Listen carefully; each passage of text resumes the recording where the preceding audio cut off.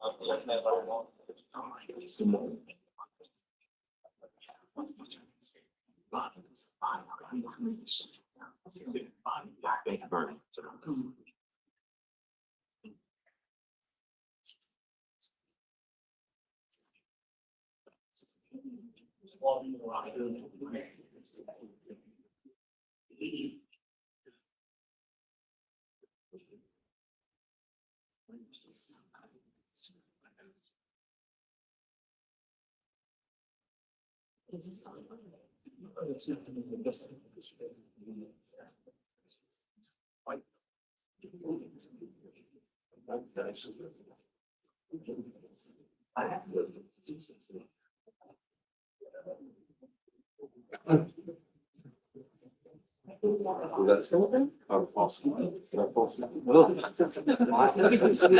all heard it, right?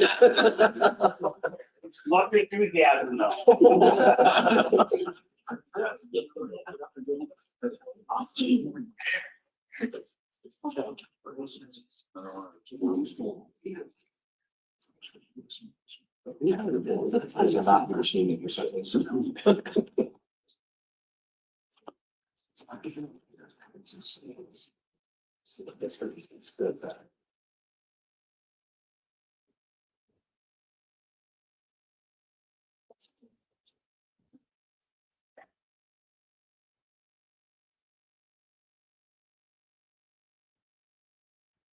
All rise, the record is now in session. The Honorable Judge Mark Lemieux presiding. Good morning, please be seated.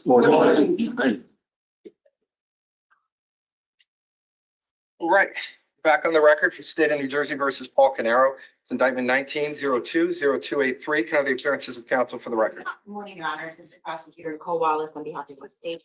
Good morning, Judge Chris Decker, Assistant Prosecutor for the state. Your Honor, Monica Castile on behalf of Mr. Paul Caneiro. Yes, good morning. Mr. All right, good morning, everyone. Good morning, Mr. Caneiro. We were in the middle of the state summation, so we'll continue on with that now. Can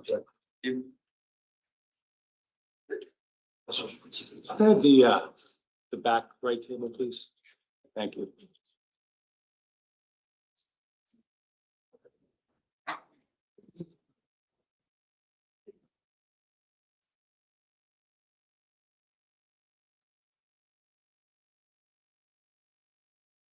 Morning. Morning. We left off yesterday, I think we were at the video, camera 5 from 19 Oxford. So I'm gonna play that with respect to Mr. Caneiro's vehicle returning back from Colts Neck. Now, we've already seen 308 Green Road, right, down the driveway, white Porsche Macan, black stripe, right? Passes 30 Tilton. We saw the flickering of the lights at 30 Tilton in the direction of 27 Tilton. So now from 19 Oxford, from the rear, from a camera, as you can see here, we probably never expected to see what we saw. I mean, because when you look at the vantage point here, we're talking about a very small area, right? Where you capture just a portion of that 27 Tilton driveway. Because you remember from the daylight video, there's those trees there. But by the grace of God, we actually see that light right there. As you'll recall, remember when we saw the pictures of the garage, the 2 garage bays of 27 Tilton, there's 3 lights, like 3 sconces. One on the left, one in the middle between the doors, one on the right. Okay, so what we're looking at here, right here, kind of like when we saw that flash of fire previously, that's the light. Right, so we're gonna play that.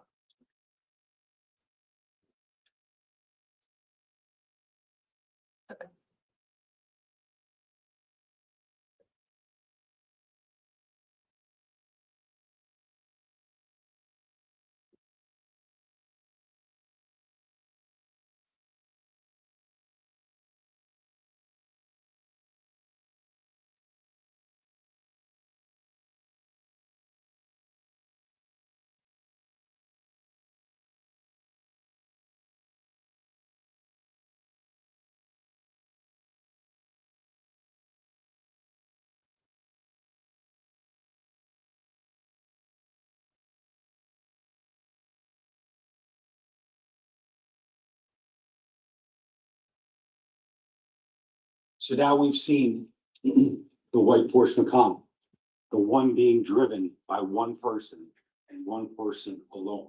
The person coming back with the jeans, with the gloves, with the scarf, with the gun, with the barrel in it, not yet out of it. He's pulled back in his own driveway. Now, we talk about timing of the fire. Remember, we talked about Heather Capp and Jonathan Harrington and when we can actually see the fire start.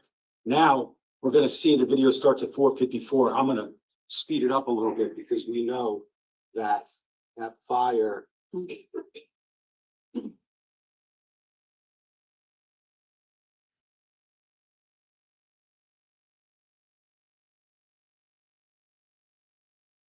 Gonna start. It's now 4:56:32. And remember, these are just lights on the back of the house, go over by the garage, right? What we're gonna see, remember, we have four top windows when we look at the daytime. We got a window over here, we got a window here, window here, window here. And then that fourth window is right about here.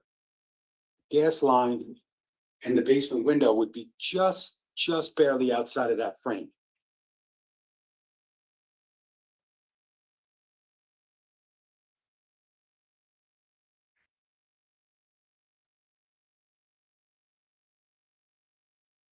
There, 4:57, in about 10 seconds, we see that gas-fed fire, right? Because that basement window is right next to the gas meter. There's accelerant and the gas line, right? We got the gas from the gas can, we got the accelerant, and then we have the gas line right next to it. So we know exactly when that fire takes off, right? Because it's gonna flash here, right? And then we'll see from the next video, actually, it's the next video, when we look back at the driveway, you can see the flash, and you see the flash, but then it comes down, right?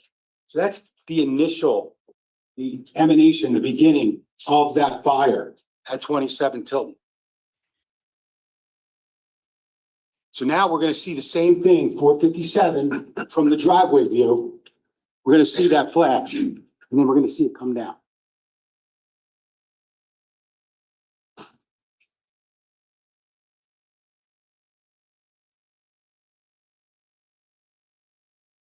Running it from 4:56 and 40 seconds.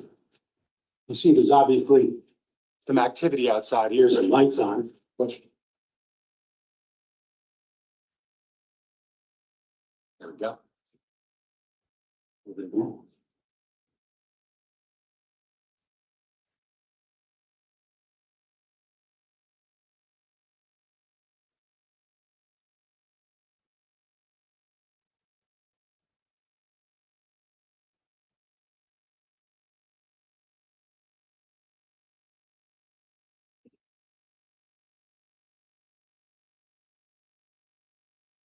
Well, this is gonna be about 2 minutes before Mr. Caneiro pulls the Porsche Cayenne out of the garage.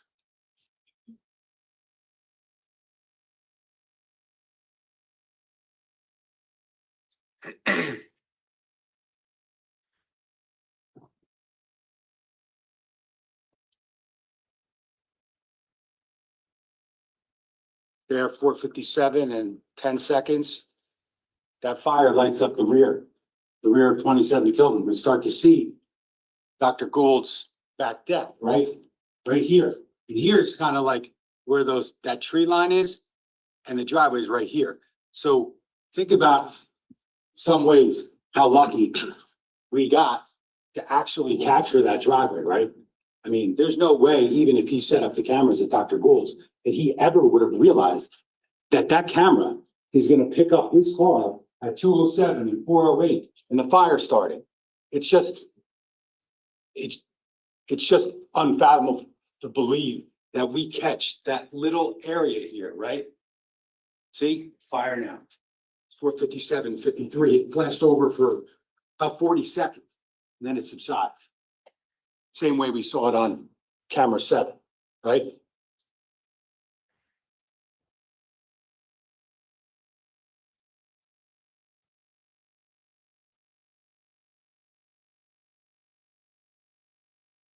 So now it's 4:59, 50. We're looking at camera 5 again with that small area over here, right? The driveway. We're gonna see the Cayenne being pulled out of the garage by Mr. Caneiro. Here we go. He's backing it out, you know, because there's two cars there, right, by the one bay, and then he's got the opening by the garage, by the bay closest to Tilden Drive. So now he backs up, right, and then he pulls out forward the same way he pulled out at 207. So again, we're just looking at that car backing up, right? It's gonna back up and essentially do a K-turn, right? It's the way you gotta get out of that driveway, the way he's gotta get that car out of that driveway. It's 5 o'clock in 5 seconds. Car's now heading out to Tilden. Car's gonna park on Tilden Drive. And think about where that car parked on Tilden Drive, right? It actually, he pulls out, we don't see it on the video. He pulls out and then he ultimately pulls it on the street, right in the area of Cap and Harrington's house, right? So now, Miss Cap didn't specifically tell you that was Paul Caneiro's car, but that's Paul Caneiro's car that she saw in the street between Harrington's driveway and her house. Same place it was, remember, when Chris Sorrentino was running up to the front door, hey, everybody's out of the house. Paul Caneiro's car. You just gotta put it into context, because sometimes when people watch things in the dark, they don't know what they're watching.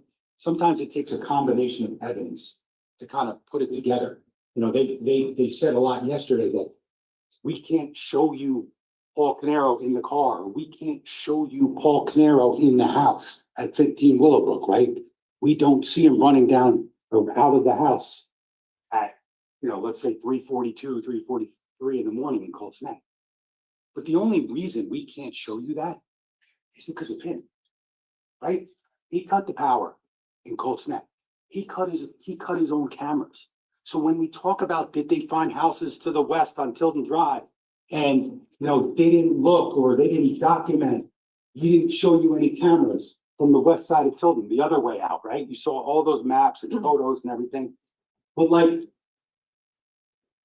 any camera that would have been over there that wasn't, would have shown us likely nothing because nobody goes there. But it would have showed you the same exact things that you could have saw from the 4 cameras outside of 27 Tilden Drive. Like it's a little hard to understand how we can be blamed for not having more footage when the best footage, the best evidence would have been his own cameras that he chose to shut off. And the only reason, ladies and gentlemen, you shut those cameras off is because you don't want anyone to see what you're about to do, what you did, and what you did after you did. It's extremely telling. There is no good reason, zero, in this world why somebody shuts off their cameras at 1:28 and 1:31 and then leaves the house for 2 hours in the middle of the night. His car, he's driving. You know, we talk about being framed, right? And all the things that we didn't find. And we talked about how no matter who did it, they didn't leave a lot of evidence in the car, right? In the Porsche Macan, like there's no blood except for the, you know, the residue or the odor that's detected by the canine Creed. Whoever was in that car, and I would submit to you that there is no doubt in this world that it was Mr. Caneiro. But the one little piece of evidence that was left in there that wouldn't have been all that noticeable, actually, Lieutenant Catalona didn't even seize it the first day when he searched the car. Remember when he takes the photos on the driveway? This was found the next day. It's a little piece of a black nitrile glove. Okay? Like, okay, right? Consistent with the burnt gloves by the gas can, right? Consistent with all these gloves here. It's actually not that many, it's 6. But like, if you're trying to frame someone, you're trying to set someone up. First of all, I said it already. You're probably gonna try to leave some blood in that car, right? I mean, it makes sense. You're probably gonna leave the barrel in the gun. It makes sense. you're probably gonna put the backpack in the murder car, not in your wife's car. But if you're trying to set someone up, this is the best you can do? Leave a little piece of a broken glove, probably from when you tore it off, they threw it in the back of the car, in the storage area, exactly where K9 Creek hit. I mean, that's not getting set up, ladies and gentlemen. That's just trying your best to not be sloppy, but still being just a little bit sloppy because of what he just did and the effect. No matter what you think of Mr. Caneiro, the effect that what he did to those little kids had to have had on him, had to have.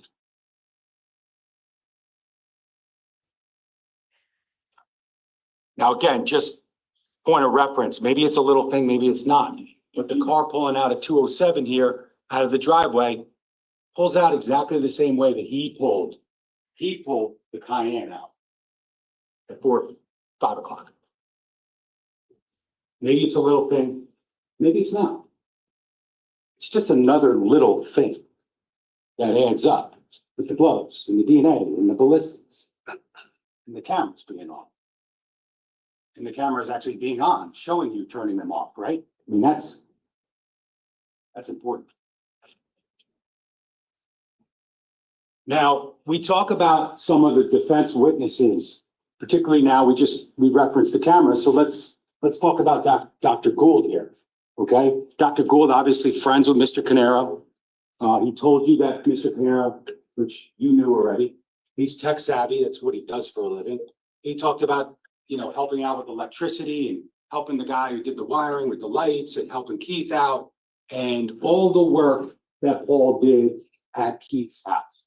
All the things that Keith relied upon. And part of the reason why he's collecting that salary from Square One and EcoStar. He told you about Paul being a gunsmith, and I'm not going to belabor that. I'm not going to reiterate the fact that I told you that he owned these guns lawfully. We're not asking you to hold that against him. But there's a reason you heard about the guns, because just Dr. Gould told you he could take them apart. He's a gunsmith, he cleans them, he does all this stuff.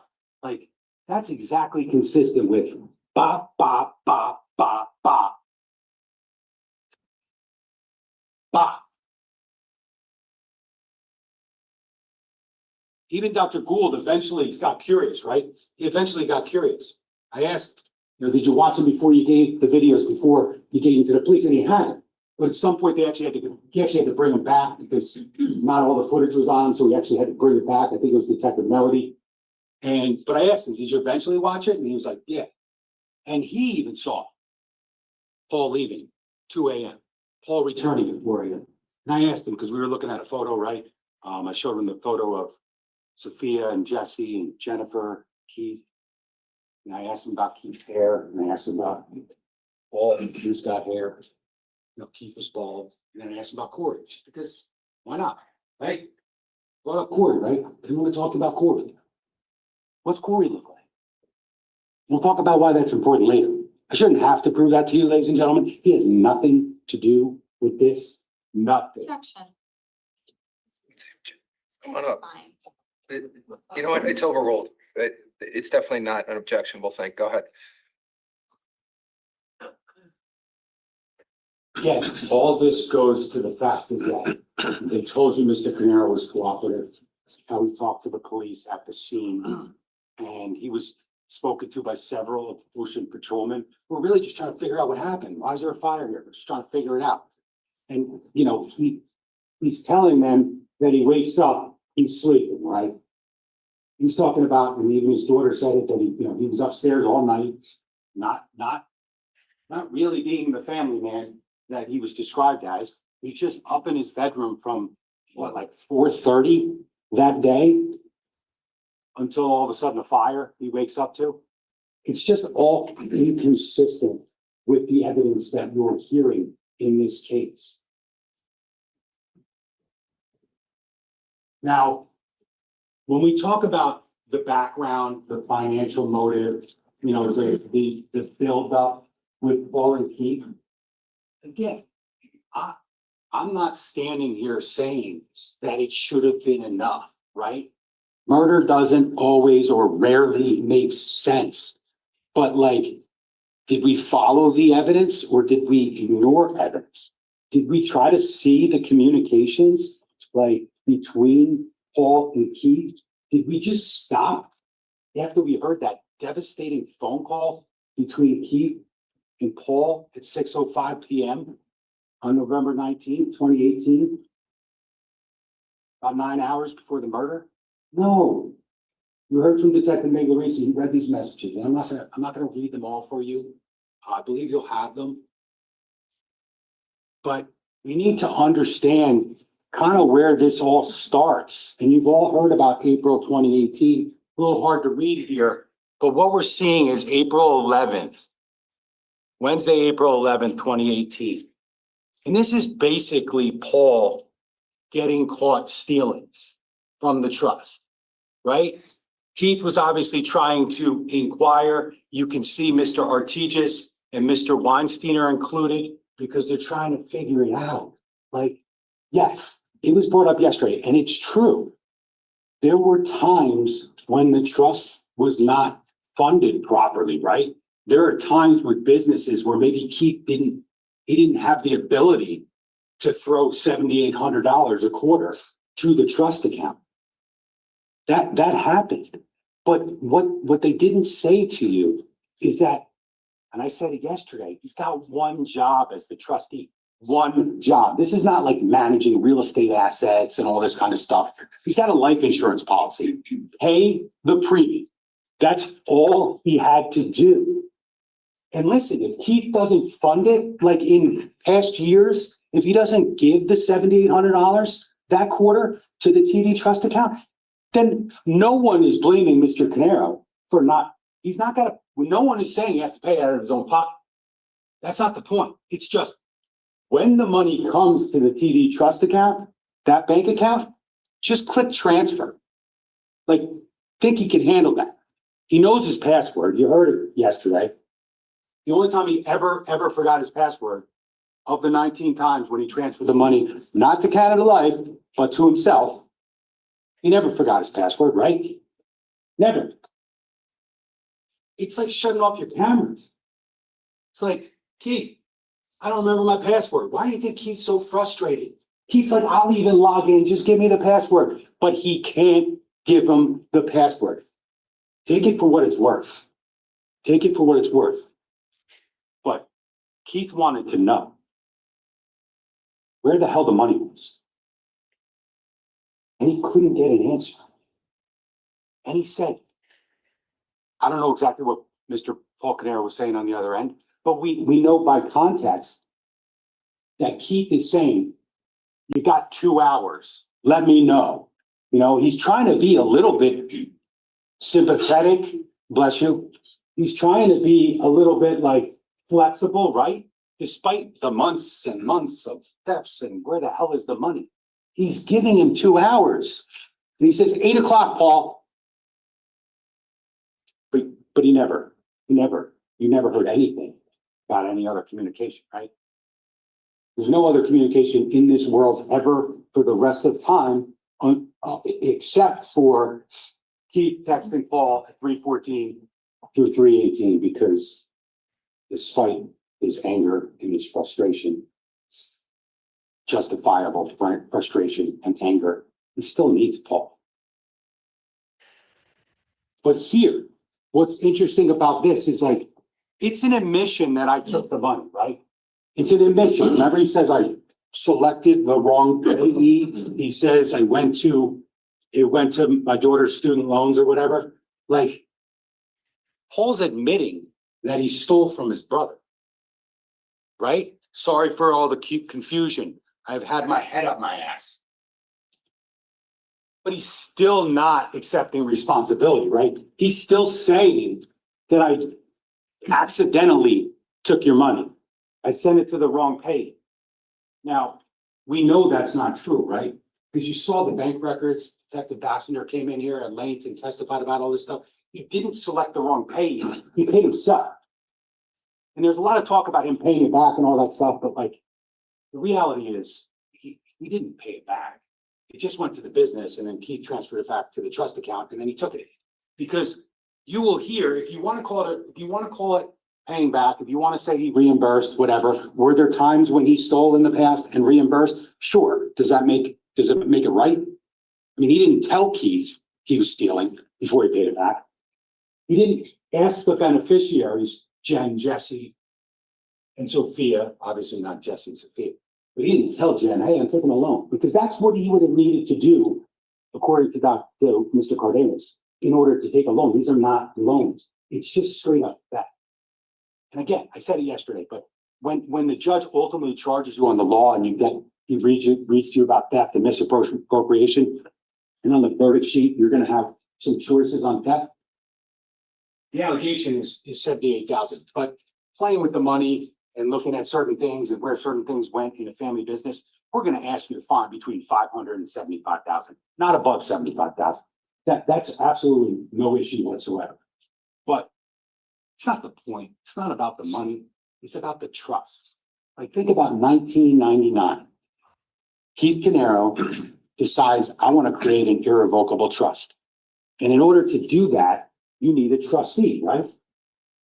And it's kind of ironic that it's so obvious what a trustee is, right?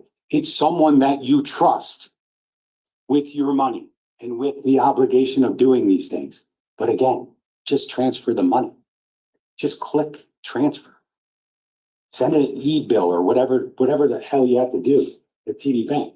But he knows how to do it because he's done it in the past. He knows how to transfer money because he transfers it to the TD Bank trust account to himself. Not that complicated. But that trust ultimately over time, it eroded. It started to go in a lot of different directions. And ultimately you saw that trust was gone as of 6 o'clock on November 19th. But we need to look a little further. Look at the messages. And here is essentially, this is just like it's the same time, April 11, 2018. It's just a little more of a complete message. And it's maybe a little more of a direct message to Paul, or from Paul to Keith. And he says, what they're talking about is, yes, I went to bed early. I was shot and figured out why there are payments missing. I selected the wrong payee from my list and made them to Pacific Lending, the servicer for student loans, instead of Pacific Life. Now, you saw the bank records and the summaries and the charts. That's not true. What he did was he made them to himself. He's just telling Keith that I made a mistake instead of saying I stole from you. I mean, he says, I changed the name of the account to the trust, so this will not happen again while this account is still open. Well, he had Canada Life in his bill pay for TD Bank a long time before April 11, 2018. We go on. I'm selling off some of my investments today, and once the transfer is completed, I will make a single payment plus interest to the trust policy. I'm sorry about that, and we'll make it right. Let me know when you create a new trust account with Bonnie, that's Jennifer's sister, so we can set up the direct deposit from payroll. I can pay the balance of the existing trust account and then close it. I didn't sleep most of the night trying to sort this out. There's nothing to sort out. He stole from his brother. That's what you need to sort out. Is it bothering him? I don't know. I don't know. It didn't bother him enough that, so let's just assume they're correct that he paid the money back in April, at the end of April. Let's just assume that's not like just a circular payment and not a reimbursement. Or let's assume it's a reimbursement. The reality, though, is, as you're going to see in the next couple slides, and you've heard the testimony, obviously you've all been paying attention. That has been very clear. Is that after this mishap, after I had my head up my ass, I'm going to make it right, et cetera, et cetera, et cetera. What he does is makes exactly 0 payments to Canada Life for the rest of 2019. What he does is just continue to take, culminating with the last theft, the last transfer from the trust account to himself on November 19th, 2018. Remorse? No. Just like preservation, like let me just get Keith off my back for a little while, right? He's stupid. That's really what he's saying. Keith's not gonna figure it out because he can't access the trust account, because that's the way it's supposed to be. It's really, Keith, I'm sorry. Keith was upset about all this, but sorry, Keith. Unfortunately, you don't have control anymore.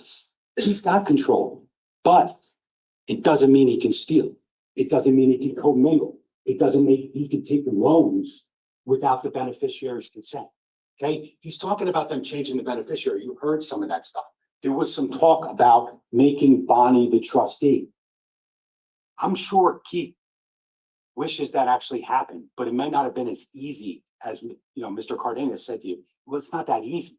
So it never happened. I mean, I wish it did, because maybe we wouldn't be here. Okay?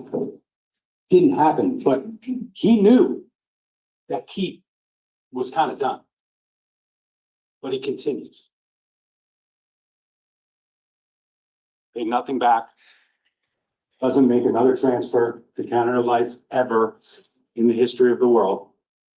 He tries now to cover his tracks by doctoring the bank records, which let's just remember this as we talked about thematically yesterday about how investigations work.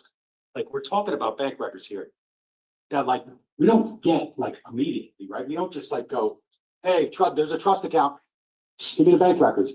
What happens is the detectives that are investigating this, Detective Bassender, who was doing the financial investigation, Detective Petrosillo, and Detective Zerillo, they met with Steve Weinstein, right? He's the accountant for Paul, he's the accountant for Keith, he's the accountant for the businesses. And ultimately they sit down and Weinstein's saying, yeah, Paul would send me the bank records, right? Like an accountant. Because remember, part of the trust is like, there's like gift tax implications. And Weinstein said, I got to get the records so I can, because Keith was able to, I don't understand it all. I'm not going to claim to, but basically Keith had to account for gift payments. Basically the transfer of the payroll he's allowed to account for it with the IRS and his taxes as like gifts, right? You have an allotment every year, whatever. And so Steve Weinstein, the accountant, had to like reconcile all that, right? And he's telling the detectives, yeah, Paul, Paul's making these payments to Canada Life. Here's the records, this and that. Ambassador's just gotten the records from TD Bank. And she's like, what the hell's going on here? I got the real TD Bank records. And then I got the ones that Weinstein got from Paul Caneiro. And they look different, right? Like, doctoring bank records is no different than shutting off your camera at 1:28 in the morning. It's just not. It's the same thing. It's just like hindering an investigation, okay? It's just trying to be smarter than everyone else. I would submit to you that you heard a lot of testimony about the special bond between Keith and Paul, and Keith was Paul's person and all this stuff. I don't know why I heard that so many times, but like, I submit to you, based upon the evidence in this case, particularly this evidence, that he thought Keith was stupid. And he thought that this was his operation, despite Keith owning 90% of the business. Because we look here, we look at April, okay? And we see right here on April 9th, 2009, there is a transfer showing up from TD Bank to Canada Life Assurance, right? And now we're going to look over here at May. We're going to see on May 1, these are the records that Mr. Weinstein got, right? And it says 501, May 1st, TD Bank bill pay, $5,000, Canada Life Assurance Company. I don't know how well you can see that. But the first records that he ever gave to Steve Weinstein has the word assurance spelled wrong. ASSUARANCE.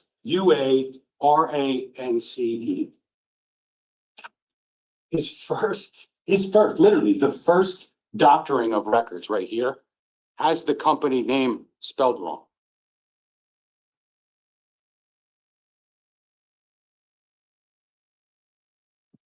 Okay, let's keep going.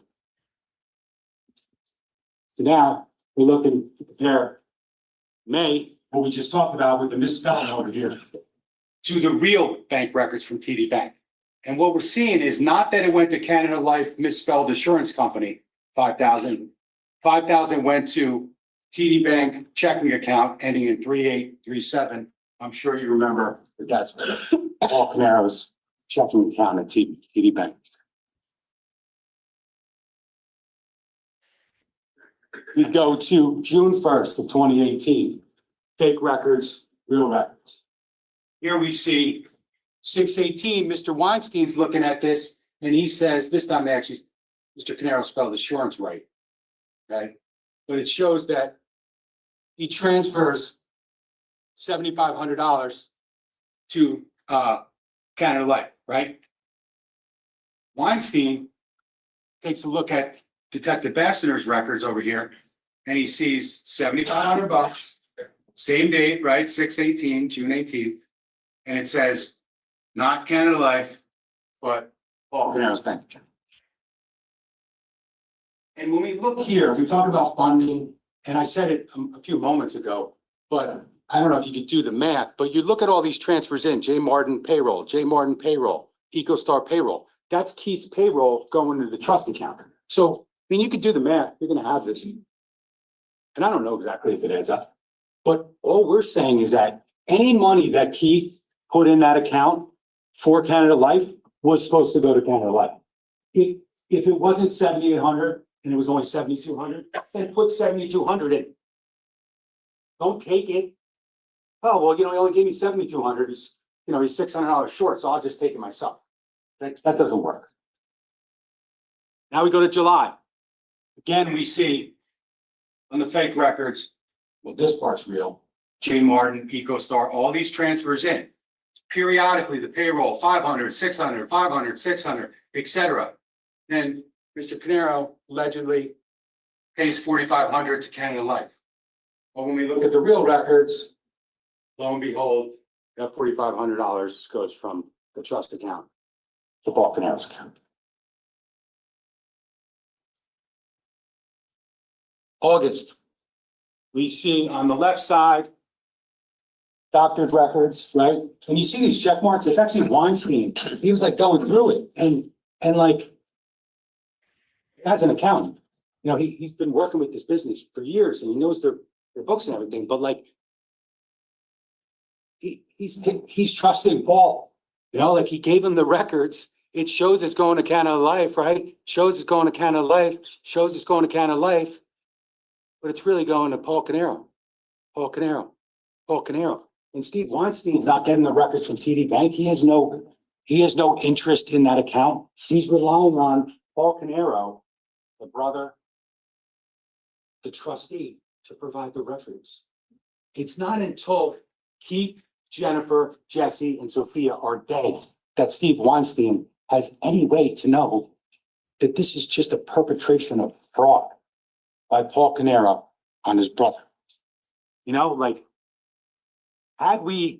Had Keith had these records and Steve had these records and Ron Artigas had these records, there wouldn't have been all that scrambling on November 18, 2018. Keith, you heard it at 4:00. Like, he's actually trying to give Paul the benefit of the doubt. Like, what's going on? I've been on the phone all day trying to figure it out with Canada Life. And the problem is that, like, Keith and Ron and Steve, like, they're not the trustee. Like, you might be the accountant, but it doesn't necessarily mean that they're going to give you the records.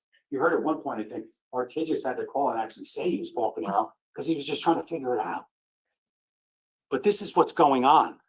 This is what's going on. Again, just in August, we see all this money that's supposed to be going to Canada Life, and it's not. And is it a big deal? Is it a ton of money? No, it's not. But it's about trust. Did he trust him? Was he sick of him? No, they're both sick of each other. Keith's sick of getting stolen from, and Paul's sick of having to deal with, in his mind, this BS from Keith. As if, like, Keith shouldn't have just had some faith that the money he's setting aside for his kids is just going to be there. Now, if there were times when it wasn't funded, so be it. That's not Paul Caneiro's fault. It's probably not Keith Caneiro's fault either, but it is. I mean, he's the one funding it. But it doesn't make that right. And again, when we talk about a lot of the evidence that you heard recently with who Paul Caneiro is or who he was, it's just not consistent with the investigation. I'm not saying that his family or his friends knew about this. They didn't know he was doctoring bank records. They didn't know he was stealing from Keith. But it's the reality. It's the investigation. And it's not tunnel vision. It just is following the evidence. And the evidence is right here. Hey, little things. Bank records, cameras getting shut off, DNA, ballistics, your niece's blood in your basement. It's easy to say, oh, well, DNA can't tell you how it got there. Well, we would have known how it was going to get there if he didn't shut the cameras off. Like you don't need the DNA people to tell you that, you don't know how Sophia's blood got on her. I mean, we do. I mean, she did have 17 sharp force injuries. And his genes has blood all over. But again, the whole argument, like, we don't know how DNA gets there. We don't know how ballistics gets there. Well, in reality, we do. It's just that forensic scientists can't tell you. They're not involved. They get a pair of genes, right?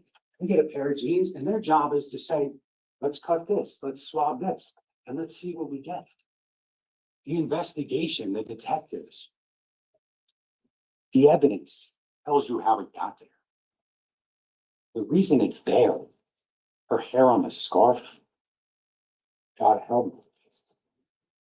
Blood on the jeans, blood on the gloves. You know how it got there. You know how it got there. There's no explanation, okay? So to argue we don't know how it got there, the only person to blame for not knowing, or let's just say not knowing, we know. We just didn't see because we couldn't see him put the bag in the car. We couldn't see him take the clothes off, throw them underneath the pile. We couldn't see him starting the fire and then the other fire because those very cameras were shut off. If I say it once, if I say it 10 times, I'm sorry. But like when we look at where the cameras pointed and what they would have shown, it is so obvious why they were shut off. To September, we're going to see that the tensions start to build in September, we got the doctored records, 1,000 going to Canada Life, 300 to Canada Life, 1,000 to Canada Life, 1,300 to Canada Life. And then we see the reality. Transfer to Paul's bank account, transfer to Paul's bank account, transfer to the joint bank account of Paul and Susan, which she had no idea, and transfer to Paul's bank account. This is all Paul did now. Zero respect. And I know I said it once yesterday. I kick myself. I don't make sure it's clear. When he's taking, when I talk about this transfer from TD Trust to his own bank account or the joint bank account, he's not stealing from Keith. He's stealing from Jennifer, from Jesse, from Sophia. So if anyone could do this to their family, to do what we saw in those horrific pictures, isn't it more likely that it's the guy who's already stealing from those very people? Like, I'm not saying that justifies it. I'm just saying that it's not unfathomable that he doesn't really have that special bond that you heard about. Like, Sophia or Jesse's on his back in the pool, but he's stealing from them. He's stealing from their future. And he's hiding it. He's covering it up. But he got caught. He got caught. But he only got caught after the murders. No one really caught him except for April. He got caught, but he lied about it. The investigation into the fire at 27 into the murders at 15 Willowbrook really just unveiled the fact that he was stealing from his brother and he was trying to cover it up. We talk about the escalation. These are Google Cloud messages from Keith to Paul and Paul to Keith, et cetera. Keith's saying, this is total bullshit. You have time to email me when you need money for your insurance. Remember? He asked if he could put the 5,000 and change for the car insurance on the business, right? Because that wasn't normally covered by the business. And this is the conversation about that. Keith is saying, this is total bullshit. You have time to email me when you need money for your insurance, but you don't have time to follow up with me when I'm fucking dealing with an issue that affects our only large client, that being Doris Duke. Don't put your insurance on my card. I'll find my own fucking employee and put my own fucker advertisement out. Keith, question regarding the insurance payment. So now he's like, he's pissed because he's got to pay the insurance on the company, right? $5,000, like, and I think he, at some point he says, I actually did it for you last year too. But basically Keith's like, now Keith's kind of stepping back and he's kind of going back into his, all right, let me try to help my brother, right? Let me see what I can do. And he's basically saying, why can't we pay it monthly, right? Why do we need to put $5,000 on the credit card? And Paul says, interestingly, despite the $60,000 of disposable income he has at, at that time frame, he's saying, because it's late and I don't have the cash right now, I had to pay for Katie's admissions and I was not expecting that. And then Paul says, I went to pay it and the check bounced. And he says, I'm late and I received a cancellation notice. So they're not going to take that monthly payment, the insurance. They want the whole thing. They've already told him they're going to cancel his car insurance. So he's asking Keith for help, which is fine, But let's just not say that he's got all this money lying around, okay? Despite the renovations and all that stuff. He's trying to help him out, but he's saying, I'm done paying you anything for a salary. You are on your own. And Keith says, I just put $150K into this business. Your kids are done with college. I need to start saving for my kids' education. Unfortunately, no, he didn't. Unfortunately, he didn't have to save for his kids' education because they're never here. They're no longer here.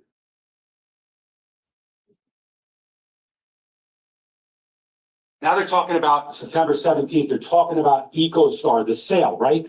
Listen, they both went back and forth. I'm not asking you to, we're not giving you the rosy version just because it sounds great. Okay, they're back and forth about EcoStar. But I think what you see from these messages and from the evidence you heard is ultimately that, like, Keith realized that, like, first of all, EcoStar wasn't making a lot of money. Okay, they're 50-50 in EcoStar, but EcoStar's like not really making a ton of money. Like, they got a lot of employees, they're doing pest control. It's not a cash cow. It's not $125,000 a month that they're getting from Doris Keith. Okay, like, that's money. Okay, like, that's even paying people. They're getting money from that. Except remember, Keith's getting 90, Paul's getting 10 because it's Keith's company. But they go back and forth with EcoStar. If we can get $850 for EcoStar versus, they said he wanted to wait for $1 million. It's not exactly what we said. If we can get $850 for EcoStar versus $1 million at the end of the year, I'll wait. Otherwise, let's settle. I'm done. I want out. If I could get a decent job in the marketplace, I would just fucking walk. We know he was trying to do that. Now, Doris Duke, I'm going to talk about it in a minute. But, like, we're not saying that, like, he didn't want Doris Duke to renew.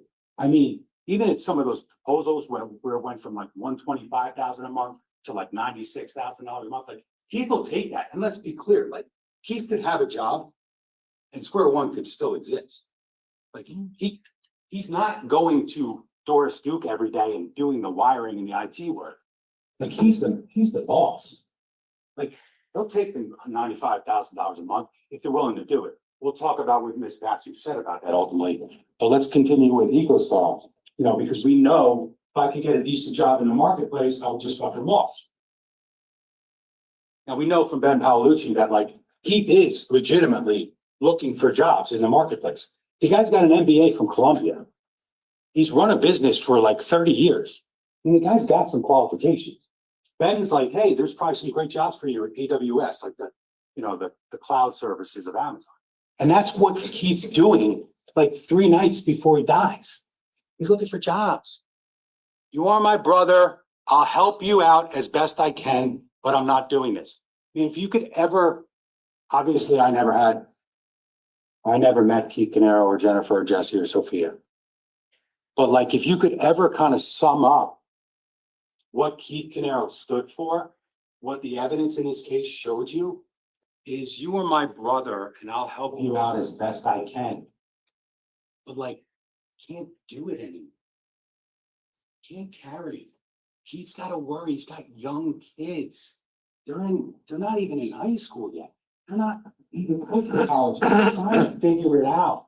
I got to worry about myself. You heard all the conversations like, maybe I'll just like, sell EcoStar, I'll put that money towards my mortgage. I need a big mortgage, but like, he's thinking about just like dumping it in there, trying to get rid of a mortgage so that even if he has to take a job for like less money, he'd be able to make it work. Like, he's thinking about that stuff, which is exactly what Mr. Paul Caneiro is not doing. Okay, we continue. I know that, Paul, that is if square one is a going concern. If it isn't, if I lose my only big client, we are done, which is the reality. I mean, they lost Doris Duke, we know that, but they lost Doris Duke. Primarily, we know it was done because of what happened here.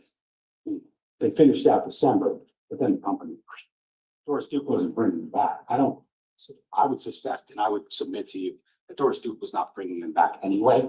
If you listen to Ms. Vassar's testimony, she wanted cheaper. She wanted a lot cheaper, and they did good work. He was good. He was good. The company, Rob Block, they were good. They did good work, but they were not cheap. $125,000 a month for a nonprofit. They were looking for that AWS style type treatment, right? They were looking for that cheaper, that cloud-based. Okay, it was where the times were going. And Keith, they're both smart. Keith knew where the market was going. I think you heard that. Like, everybody kind of knew that like the modern day IT stuff wasn't going to always be exactly the same. And kind of what they offered wasn't necessarily what everybody was looking for, especially for $125,000 a month. Keith, I need to start thinking about paying for my kids' college. We know that, and putting away money for retirement. I don't have insurance policies to pay me if I don't work. You heard that yesterday. I mean, Keith doesn't have that crutch, right? Paul does, but when you look at the income, the disability wasn't going to be enough for this guy. At least it wasn't going to be enough to satisfy the 3 Porsches and the Tiffany and the restoration hardware and the two trips to Colombia in 2018 and $800 whatever dollars for the Audi, in addition to the 3 Porsches and the Jeep. This guy's got big expenses, and it's starting to crumble. That house of cards that Ms. Wallace told you about in opening, we stand by that based upon the evidence in this case. We're not going to over dramatize it, but like, it's reality. You have that, so figure out a way to restructure things to live within that. He's trying to like be like Paul, cut down the expenses, like deal with it, plan for the future, but he doesn't want to do that. I'll do what I need to do to ensure my kids will be able to afford college without giving them loans, which is exactly what you did. Hey, can you check with Block to see where he is with that information? So this is November 5th. So this is like the build up to Keith having to go meet with Doris Duke and Guli Basu, right? So basically, Keith's trying to get together the information because they're asking questions and stuff. So he can go and present to Doris Duke and say, like, here's what I got. Here are the options. You saw those 3 emails with the proposals.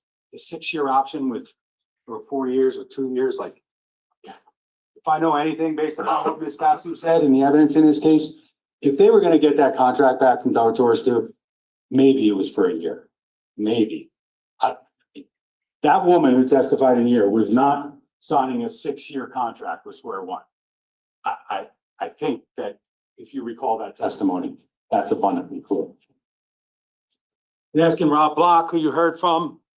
I also want to see if we can do something to get cash for EcoStar. So he's bringing it up again, right? Like, he wants to get rid of EcoStar. I mean, he's not going to sell it for $200,000, but if he gets a decent number, he wants out. It's just aggravation. In case Duke doesn't renew, okay, Paul says rest, we can talk tomorrow.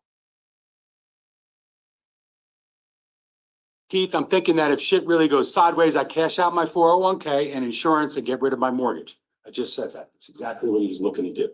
Even if I lose money doing that. So he's not really concerned. He just wants to be able to get a job. Like he just wants a quote unquote, like this is not to disparage the family business, but he just wants to go to work every day and actually maybe report to someone who's responsible and just kind of like do his job and go home. Get a paycheck and go home. Not have to worry about payroll and where it's going and whether it's getting to where it's supposed to be going. Like he wants a little more simplicity in life, it seems like.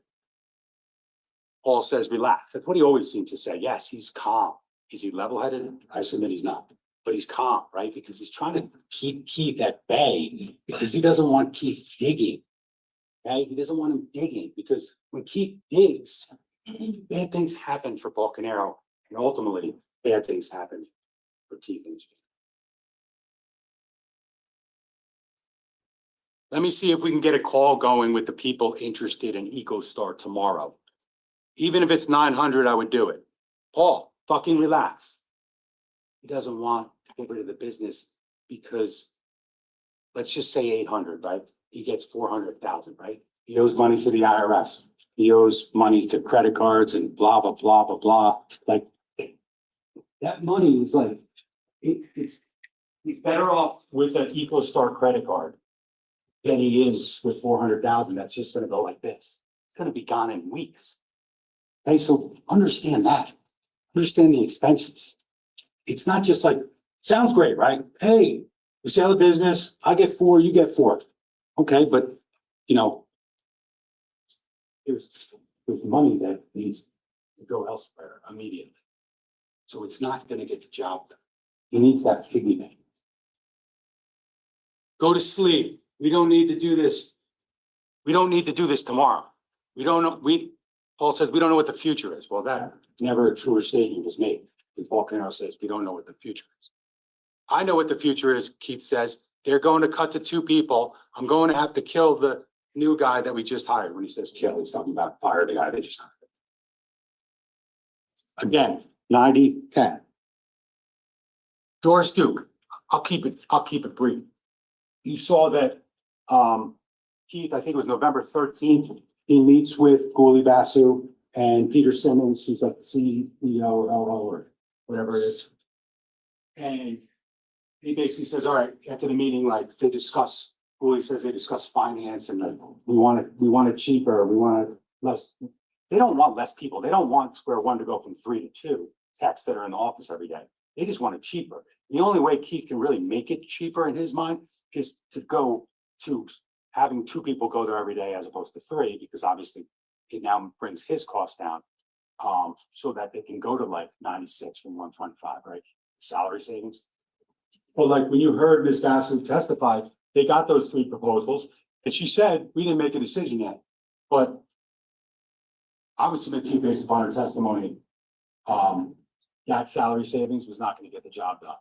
And maybe it's easier because now we're getting pretty close to 2019. Maybe it's easy to just run out that contract. Because remember, the contract wasn't actually expiring. They had an option to cancel. That is, had an option to cancel the contract at the end of 2018.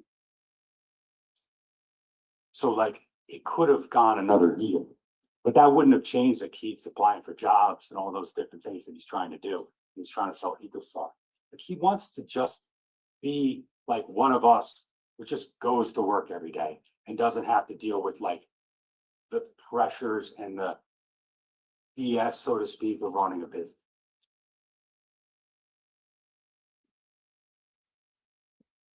Now, again, I'm not going to belabor it. You heard the testimony. You've seen the charge. You're going to have them. They made it sound like, okay, these are his expenses. This is what he makes. And he's going to get more in a little while from disability. But like, the reality is when you look at the bank records, when he's taking money from the trust, it's because he's in the negative.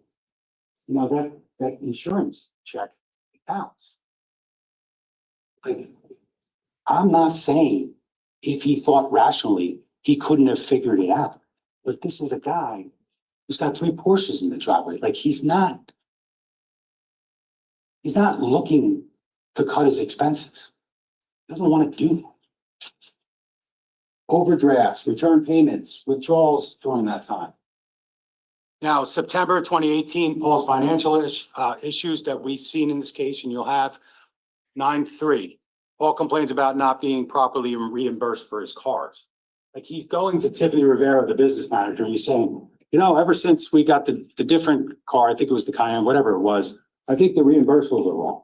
So it's like, he's complaining that like, he's not getting enough money for the car reimbursables, as if like, he should even be getting them as a 10% owner in the business. September 11th, he received a failed payment notice for Susan Caneiro's iPhone. Basically, like, he didn't pay the bills. 9/11, Paul considers taking out another, and you heard about several 401k loans from Susan Caneiro. Now, she doesn't know. 9/12, he receives a missed Audi payment notice. 9/14 to 9/16, he gets an email regarding that Allstate payment. That's the one for the car insurance. Again, September 16th, Paul asked Keith if he could put his auto insurance on the company card. Saw that. September, it's not going well. Showed that he struggles all the way to the end until that final withdrawal, final theft of $1,200 from the trust account when his balance was in the negative.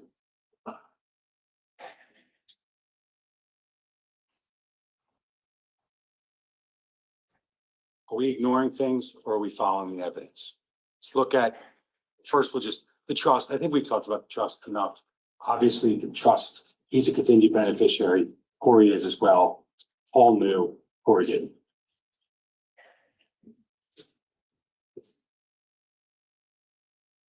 Just talk about the trust in the context of how Mr. Caneiro looked at it. Yeah, and that's what that trust is going to let you do, because the trust account is going to give us access to everything. It allows, basically unlocks all the other stuff. With this, getting everything back, sorted out. Like, so January of 2019, he's talking to his wife. He's basically explaining the trust and how it unlocks other stuff and investments or God knows what, but like Keith, Jennifer, Jesse, and Sophia are dead.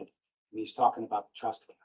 It's like family man, loves his brother, special bond. Keith's dead. This is the conversation. Yeah, and that's what that trust is going to. 2018, January 2nd takes 1,000. January 10th takes 500. 22nd takes 2,500. February takes 2,200. May takes 5,000. Prior to taking this, he's in the negative. May 15th, he takes a 401k distribution of $43,000. June 18th, he takes $7,500 from the TD Trust account to his own account, and $43 went fast because his balance on June 18th, prior to taking this money, is back down to 4,000. July, he takes 4,500. August 3rd, takes 4,000. Prior to him taking the $4,000 from the TD Trust account, he's in the negative. And then he couldn't make his mortgage payment. August 17th, takes 2,500. His balance is once again low prior to taking the money. August 28th, he takes 1,000. Prior to taking this, his balance is in the negative. He needs this trust account, ladies and gentlemen. It's not always massive amounts of money, but it's every time he can't pay something else, he goes, click, and he just takes a complete. Not alone, it's just that repeated theft. September 4th, he takes 1,000. Prior to this, his balance was low. September 4th, he takes 300. Prior to taking this, the balance was $9. September 7th, makes a $5,200 and change payment to Allstate, but he's way in the negative. Allstate payment is returned for insufficient funds. Obviously, there wasn't enough money there to make that payment. That's why he had to ask Keith. 9/10, he makes $765 payment for the Audi, but he's in the negative. 9/11, Audi payment is returned, insufficient funds. Next couple of days, there's 5 overdraft fees.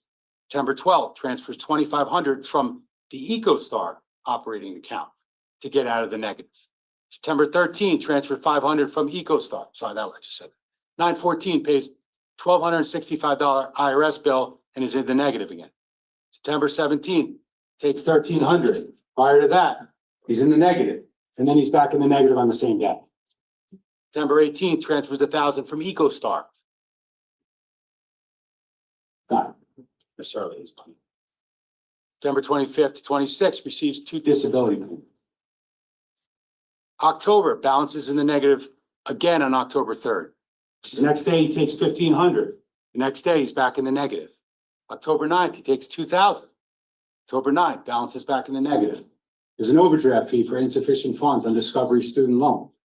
October 10th, he makes a mobile deposit of 4,000. October 15th, he takes 1,200. On the 17th, he's back in the negative. The 18th, he transfers 700 from the EcoStar operating account. So why would he not want to sell EcoStar?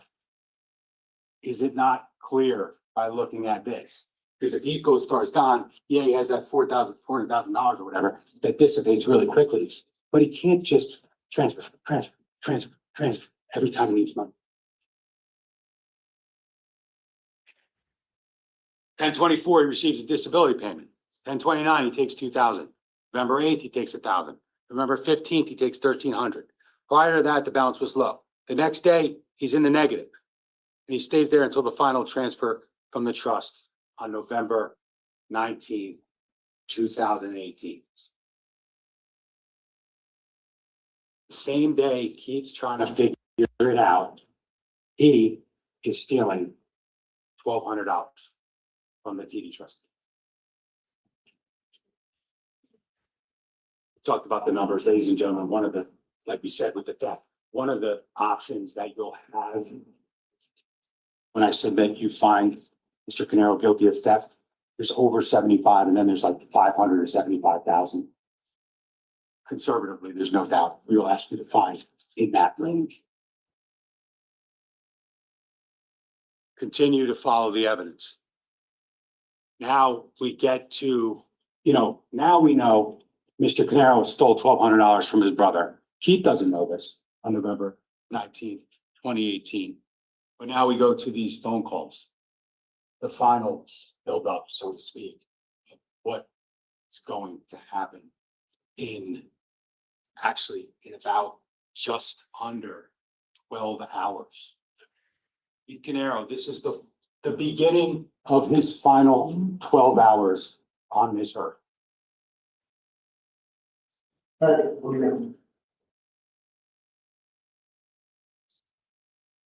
Counter Life is telling me they haven't been receiving money except in April. That doesn't make any sense.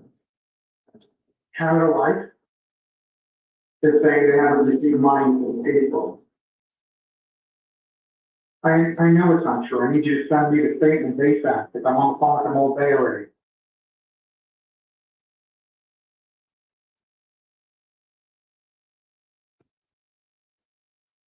I need to access the money.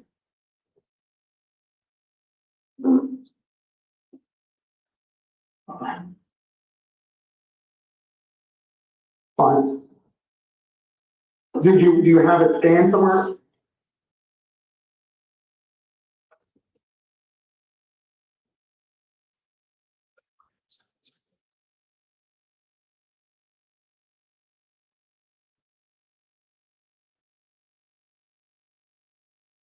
Do you have it scanned in April? Can I log into it and grab it? Do you have the online access? I'll just go online and see it. You don't have the online access?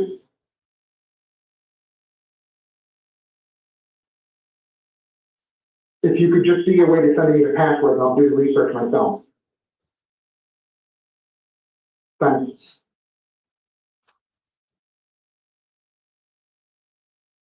Now, 6:05, a couple hours later.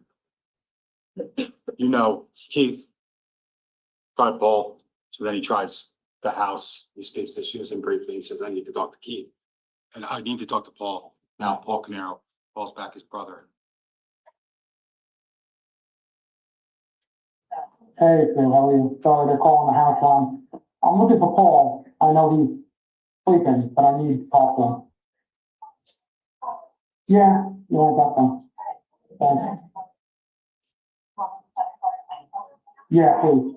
I'm coming on my mobile. Thanks. Yeah, thanks. Bye.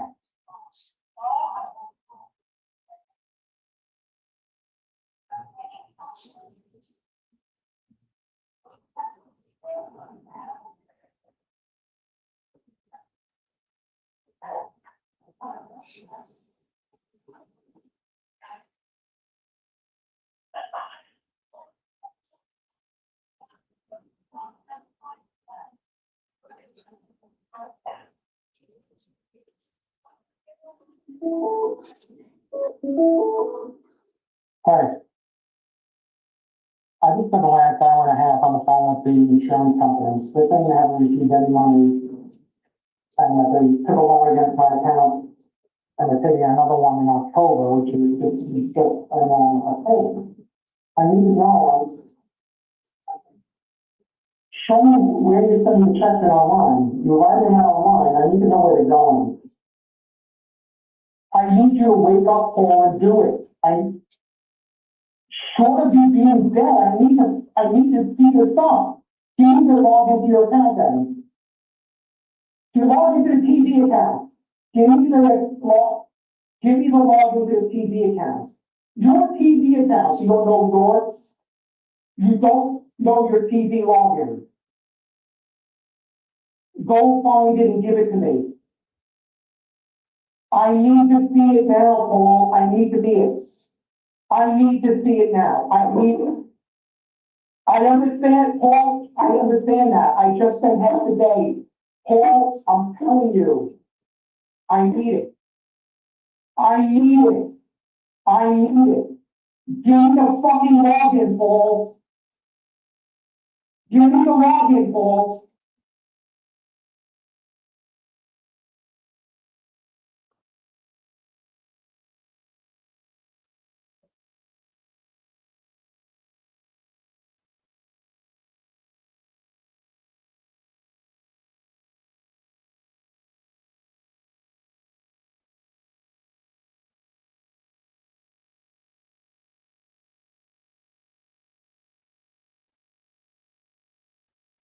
Paul, just give me the login so I can see where the money went.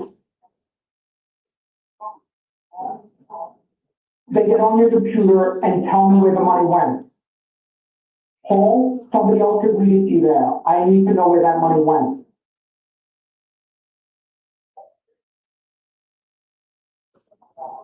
Look a little while, Paul. I understand you're saying you need to wake the fuck up, Paul. Paul, I'm telling you, I just spent half the day looking for this.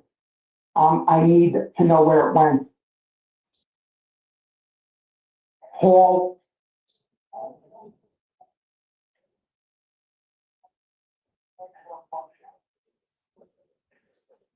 Paul.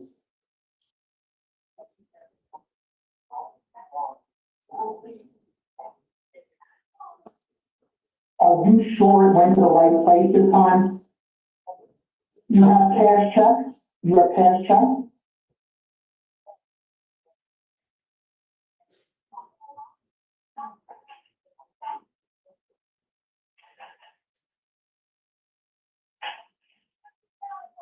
Paul.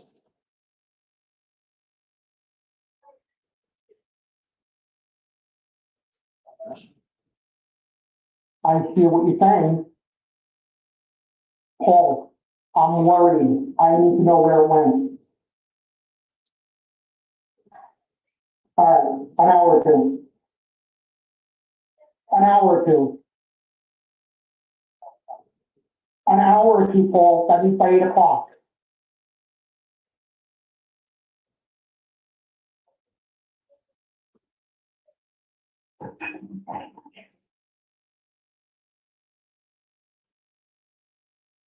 He believed the excuse from April about paying the wrong payee accidentally. He still trusts his brother. I need to know it went to the right place this time, right? After that conversation, I said it before. Is Keith's phone? Does the defendant's phone? Any video or anything show that Keith got a call back? He got an email? He got an answer? Mr. Caneiro looked at it? There's nothing. 1 to 2 hours. 8 o'clock, Paul. Nothing. He's up in his room. Paul Caneiro's up in his room. Playing with the laser. 6 hour. Nothing. He does nothing to rectify it. No text, no call. Can't he doesn't pay it back, right? He can't do that. He doesn't have the money to do that. Just admit it. Admit it, and we're not here. Admit it to your brother. Do something about it. And we're not here. You're not here. Keith, Jennifer, Jesse, and Sophia are. Terrible reason to kill the whole thing. But only one person has any reason to kill that family, and it's him.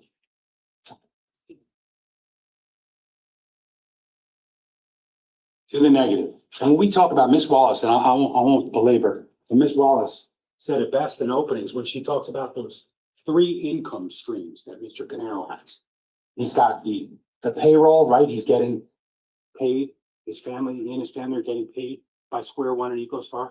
He's got the disability, and then he's got the piggy bank taken from Keith. Those are the steady income streams in 17 and 18. Okay, if they get rid of EcoStar, he doesn't have that. If Miss Basu and Peter Simmons from Doris Duke say, you got a year or you don't have anything, we're moving on. He's got nothing but the disability. And it's not enough for the way he lives. It's just not enough. And he's not willing to make it work. Also, though, when we talk about motive, right, we know there's that $1.5 million from the trust account, right? And you really haven't heard us standing here, Ms. Wallace explained it in opening. We're not saying that like he killed Jesse, Sophia, Jennifer, and Keith for $1.5 million. That's part of it. I'd submit to you, ladies and gentlemen, that had to be the only reason that he went back inside that house or went inside that house. Because that's gotta be the motivation to go in and get rid of Jennifer, Jesse, and Sophia. He killed his brother. I mean, again, I said it yesterday, not justifying, but saying he purposely, knowingly killed his brother. And it doesn't make it right. None of this makes anything right. But like, that's why you heard all for 5 weeks, you heard about why it's so believable how he could kill his daughter. It's so believable. Just understand the context and the build up and the jealousy and I'm not doing this for you, Keith, anymore. I'm not coming over and fixing this, fixing that. You can understand that. But the only reason after you execute your brother, that you make that conscious decision to walk inside that house, a dark house,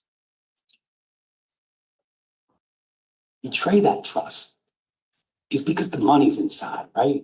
The only way he gets anything, he just doesn't get anything other than, he doesn't even get anything from the businesses. Presumably it would have gone to Jennifer and the family, right? They're 50%, they're 90%. Only motivation to go in there, it's money. Now, does it make sense? I don't know. I struggle. Why would he kill Jennifer, Jesse, and Sophia? Why? The only thing you could think is that it's $1.5 million reason why.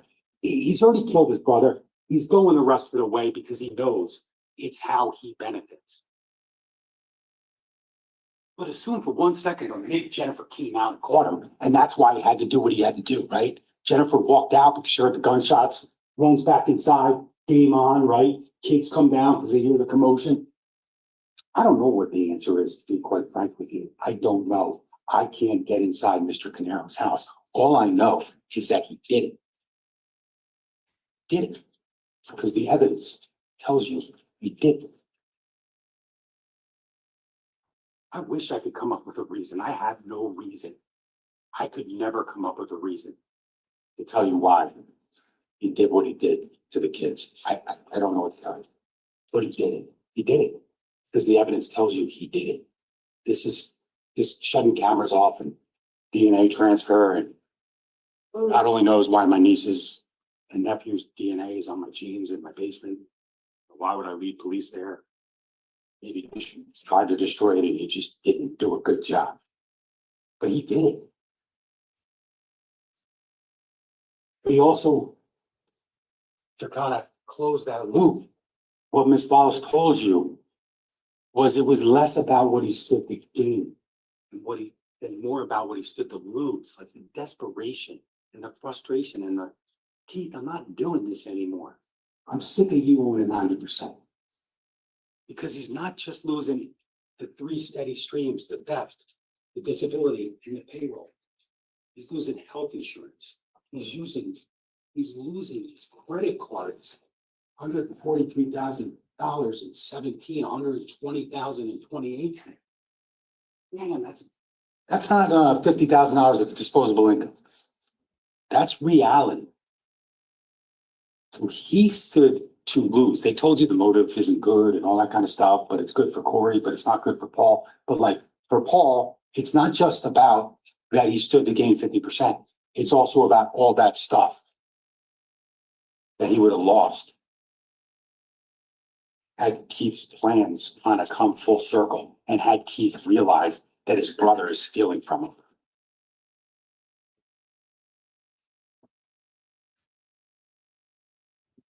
No, Keith has an MBA. Paul steals from Keith. And again, understand when we talk about why he did what he did and why I submit to you that the evidence is going to tell you that the only verdicts in this case will be guilty.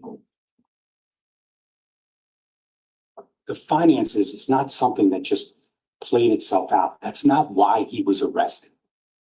That's not why he was charged with murders. He was charged with murders because early on, we're talking before Bodie, we're talking before Star Mix, right? You know, we're all that stuff that was sent and Miss Danielle Reed came in here and testified. Like before that, the DNA went to the state police lab, right? And we got results, right? We got Sophia's DNA on the knife on the handle, right? And we got Sophia's DNA on the jeans. We're talking about that random match probability. I'd submit to you that random match probability, likelihood ratios, they're just 2 different ways to explain the importance of DNA. And you're going to say that like 49 billion is not like probative, that it's actually the defendant's blood on those genes or DNA on those genes. Like you're trying hard to justify what looks really bad. Okay. But remember, we had that DNA before we had all the other DNA. We had DNA. You heard it. The first witness, Chris Simkovia, etc. And then we also had Chris Clayton with the ballistics, you know, because think about what that is. So the financial stuff it's a buildup, right? It's a process, getting records and trying to understand the context of 2 guys who own businesses together, you know, and they have a lot of expenses and they have clients and they have to figure it out. That's why we had to meet with the accountant and the insurance guy. You know, they're a sophisticated insurance group. And he's got 3 disability insurance policies. Like, I didn't even know that was a thing. Just follow the evidence. And again, when we talk about the finance and motive and stuff like that, and whether or not it justifies anything, like, think about the fact that within hours of the investigation, Lieutenant Catalona searches the Porsche Cayenne, Susan Canero's car. at the Ocean Township Police Department. The car, I never thought he was gonna have to drive to the police department. Never thought it was gonna be searched. It's the barrel. Like, I don't care how much he loves the backpack. I don't care how much it's an extension of his wallet, but you wanna have some stuff in your backpack? Sure, okay. It's actually a tactical backpack. I work with a lot of detectives carry basically the same bag. And they have stuff in there, okay? But like, that? Silencers over there? I'm not gonna belabor it, he didn't use it. We told you that. We told you he didn't use a silencer. It's interesting to know why he's got a silencer in his backpack. It's because really, in reality, he doesn't want it to be with all the guns that are lawfully registered, right? And the rifles and stuff, the gun cleaning supplies and the, you know, the hanging targets about the shooting. Because the silencer looks bad. Like, there's no reason to have a silencer. He didn't use it. He didn't need it. We know Kapoor heard it from 2 miles away, right? Gunshots. Remember, he's fleeing that scene, thinking to himself, damn, we're in Cold Snap, it's wide open. Somebody's gonna hear that. Like, you gotta assume someone's calling 911 when there's 6 gunshots in the middle of the night. I mean, you have to. That's why he's sloppy. That's why he got the hell out of there quickly. And that's why he went back. But like, before we talk about motive, ladies and gentlemen, why is he kicking this out of the 6 hour? You're getting set up. You're not taking this out. Now, Chris Clayton, he figured it out. It wasn't hard for him to figure it out. He test fired this barrel. He test fired the barrel that was in the 6 hour as they found it in the locked metal cabinet in his basement. He figured it out. The barrel from the gun that was in the cabinet, just in case they found it, that barrel doesn't match. This isn't like, oh, they're both 6 hours, et cetera, like all the ammunition is gonna match. No, it's not like that. That's not what Clayton told you. 1 6 hour could have been manufactured seconds after the one before it. And the ballistics will never match. Bullets, gun, they only link. Bullet matches to 1 barrel. 1 barrel because it's fired out of here. Let's just keep that in context. This, ladies and gentlemen, this killed Keith Caneiro. This likely shot Jesse Caneiro. You heard the testimony. Dr. Thomas said you couldn't conclusively say it, but it appeared to display patterns consistent with the gunshot wound through the chin, like a graze wound. We found the bullet in the kitchen a few feet away from where Jesse was. So context, investigation, step. Build up. Not zeroing in. You know, if this didn't match or the gun didn't match the projectiles, I don't know, do we maybe look somewhere else? If the DNA didn't come back to him and he didn't come back to his niece in the basement, do we look somewhere else? Yes. But like, should we be stupid? Or should we follow the evidence?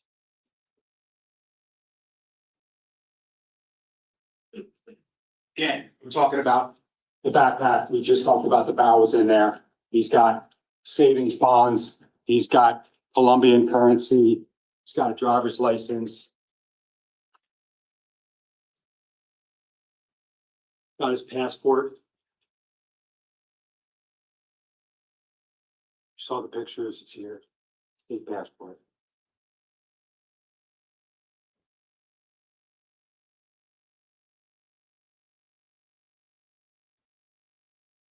Rowdy case. Every card in his wallet, right, including. It's not in his wallet, like in his pants. It's in a backpack, in his backyard, in his back seat. Like, how is someone else getting this driver's license into that backpack with the barrel and the silencer and the passport and the money and the savings bond?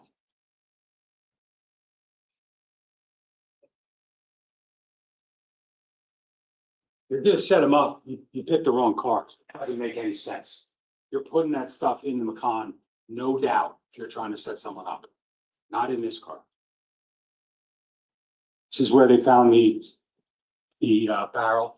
It's in a pinch bag, you see.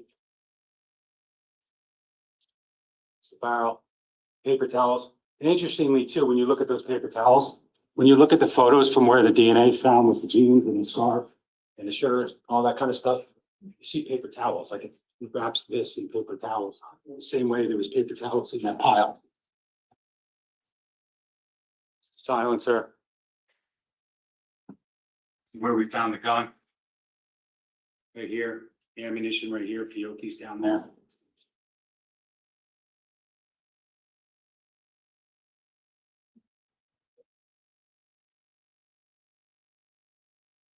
You know, after we find the barrel, after we find the gun, then we get some DNA results and starting to look like we're not zeroing in on the wrong guy, right?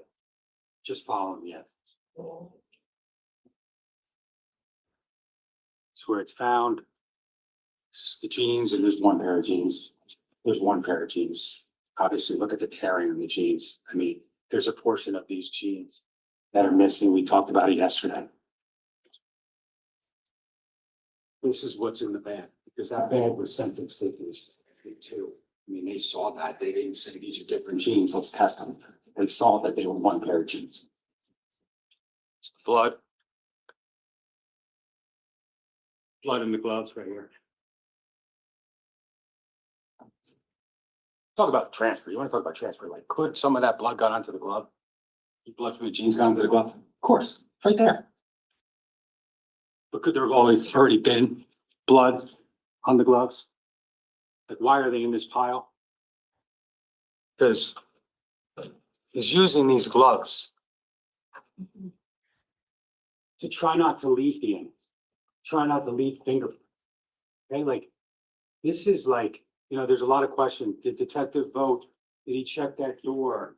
You know, did he swab it? There's blood everywhere. There's not blood everywhere. You're gonna have all the photos. It's a fire scene. There's a bunch of blood in the kitchen, which Detective Cordova explained about. You know, he's an expert in blood spatter analysis. But there's not a lot of blood in the kitchen, and there, you know, we get criticized because they only swab 4 areas. But like, you can't swab every single place where there's blood. State police, I think you heard, they're not going to test it all for sure. That's for sure. They took an area here, an area here, an area there, and an area here.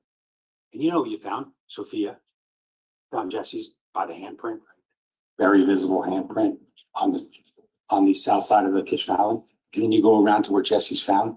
And then I said it yesterday, but you can find that blood on the kick plate on the bottom, the stainless steel cabinets. And man, we really just figured it would be Jesse's, right? And maybe it took them so long because they were just trying to piece this together. Like, what can we do to kind of explain one day to a jury what happened in that kitchen? And lo and behold, that testing, that area is Jesse. We know they found him dead.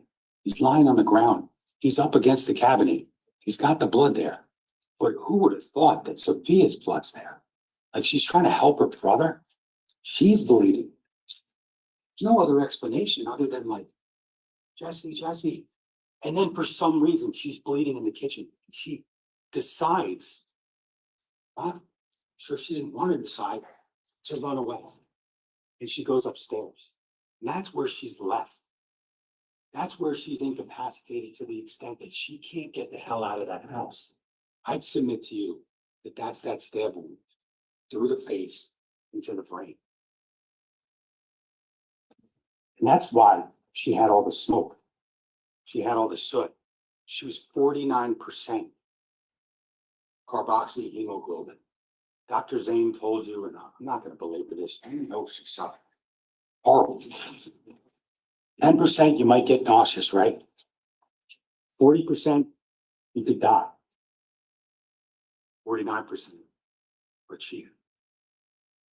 Her cause of death was not just, like, it wasn't, be clear, what Dr. Zane told you is the cause of death. It wasn't a contributing cause. It was the cause of death was sharp force injuries and smoke inhalation.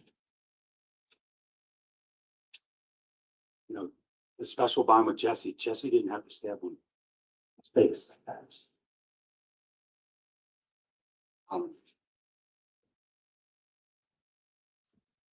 Passport, bag, Paul's credit cards. Knife he had. the bag. Where, I don't know. I mean, again, the cameras are shut off, so I don't know if he's walking around like this with a spare phone that's in, he's got a ton of spare phones. I don't know if he used it. I can't tell you. We lost the ability to tell you certain things because of the choices that the defendant made to make it difficult or simply impossible to see what happened. The Audi key, some other keys, college applications, this, Restrepo told you about that. Her daughter's college applications. Passport. You know.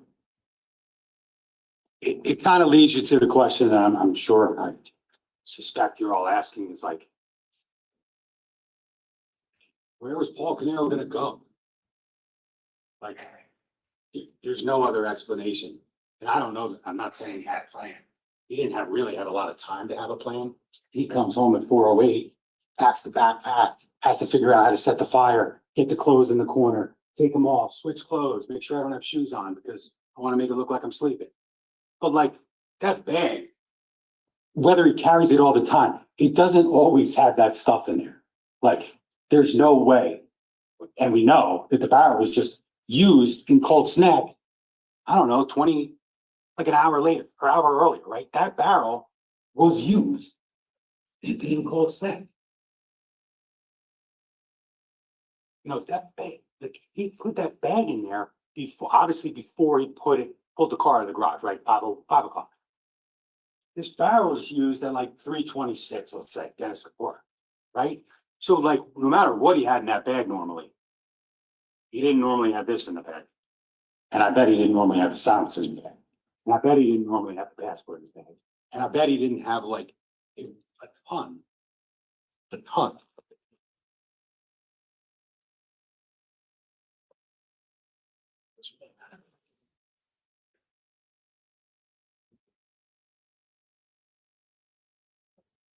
Ton of savings bonds. Caitlin and Marissa can have. Like, he's got a safe in the garage. That big black safe you saw spinning. Like, how are these doing in the back? Listen, not the biggest piece of evidence, but like, think about it. What's he thinking? He's thinking that like, listen, if the cops show up and like, it doesn't look suspicious, you know, like, we had nothing to do with the fire. They're not gonna question us about it. It just looks like, you know, they're gonna start an investigation. Maybe they'll, whatever, look for whatever.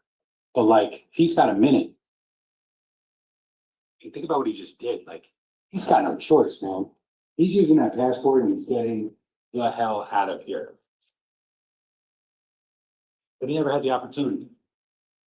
He never left the Ocean County Police Department. Because we found certain things quickly enough to make it clear that he had something to do with this fire. Now, he wasn't charged with murder right away. Detective Zerillo told you that. It's like 8 days later or something.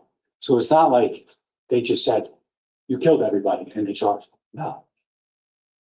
But based upon the evidence they uncovered pretty quickly in Ocean, the cameras and all that kind of stuff, shutting off the cameras, he gets charged with the arson of his own house.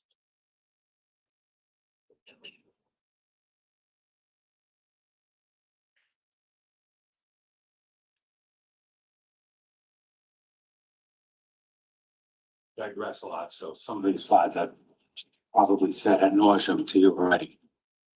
But this is about evidence, and it's not about one little piece of evidence. It's about the combination of a ton of evidence that is all pointing squarely to Paul Caneiro. Talked about that.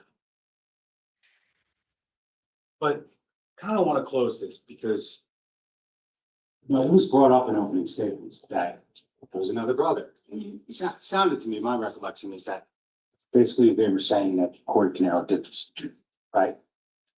Now, I just wanted to put in context like that you have not heard anything about anyone entering that house other than him or other than his family in Colston, in Ocean. Like, you have not seen other people on camera. You have not seen other evidence. So let's just think about if he's praying. Okay, because again, if what they argued in openings and yesterday in summations is in any way true, he has to be the unluckiest man in the world, because we would have seen this had he not shut off his own cameras. So it's like kind of shut up his own house. So between 1:31 and 2:08, because remember though, Paul Caneiro told the police he was asleep, right? He told them that he hadn't been in the basement since 4 p.m. the day before. But between 1:31, that's when he shuts off the cameras in the basement, on camera, and 2:08 when the car leaves. Corey or whoever has to sneak inside 27 till. Now, Caitlin Caneiro told you when she talked about Ms. Wallace asked her, you know, she was the last one to go upstairs that night. I think she said it was about 11:30. Wallace asked her, were the doors locked? Like the rear doors that you heard a lot about. You heard that they were open, right? Lieutenant Catalona told you about that. How he also told you about how he checked all the doors for visible fingerprints and things like that and didn't find any. But those doors, when she went to bed, are unlocked. How is someone getting in this locked house? How is Corey Caneiro getting in it? You didn't hear, like, you heard a lot, like, oh, Corey came over one time or several times with the kids and used the pool when we weren't home. Like, who is it? That's like, hey, Corey's been alone in the home before. He could have done something. But did he? No. Did you hear any of that evidence? No. Is it evidence? No. Okay? They're trying to kind of get that, like, oh, Corey was there alone once, like maybe he did it. Okay, so between 1:30 when we know he's awake, okay, last time, like you see him awake because it's the last time a camera's on. Between that time and 2:08, Paul's got to go to bed, fall asleep, and someone's got to figure out how the hell to get into that house. Several of the doors had chimes, right? You know, you heard about the soundproofing. I've never heard that before, but you heard it. I guess there were some soundproof rooms. That's convenient now, but it is what it is. Corey or whoever's now also got to get in the house. He's got to go down to the basement. He's got to figure out where to, I guess, find a key or a combination to the lock for the safe with the guns. Because he's got to get the guns, right? Got to get the gun, got to get the Fiocchi ammunition. He's got to find the key to the Macan, right? I mean, I think it's safe to assume when you have a loaner car, I think he only had it for a couple of days. I knew it was a short period of time, but one of his daughters said that. Anybody get a loaner car when their car's getting serviced and get more than one key? If they're not hanging, it's not buying the car. You're not buying the car. They're giving you one key. This is the Audi key, but it's one key. Okay, so he's got to find the key. He then has to go back outside quietly, get in the car, drive to Cold Snap, do everything he did in Cold Snap, take the panel off, disable the generator. No testimony that anyone other than, not even Ben, kind of said it, who was like aware of everything, but like the only person you ever heard about any knowledge about the generator and all that electricity and stuff in the basement is Paul Caneiro. But whoever goes to Cold Snap, they got to rip the panel off, disable the generator. They got to shoot Keith with, like, I mean, there's no other way to explain it. You saw the photos. I got one right here when we talk about Keith. Like, he's got one shot in the back, comes out the stomach, through his hand. Every other gunshot is ear up. I mean, that's a guy. That's a shooter who goes to gun ranges. That's a shooter who's got multiple guns. That's a shooter who practices. That's a guy who's got, you know, things in the backpack.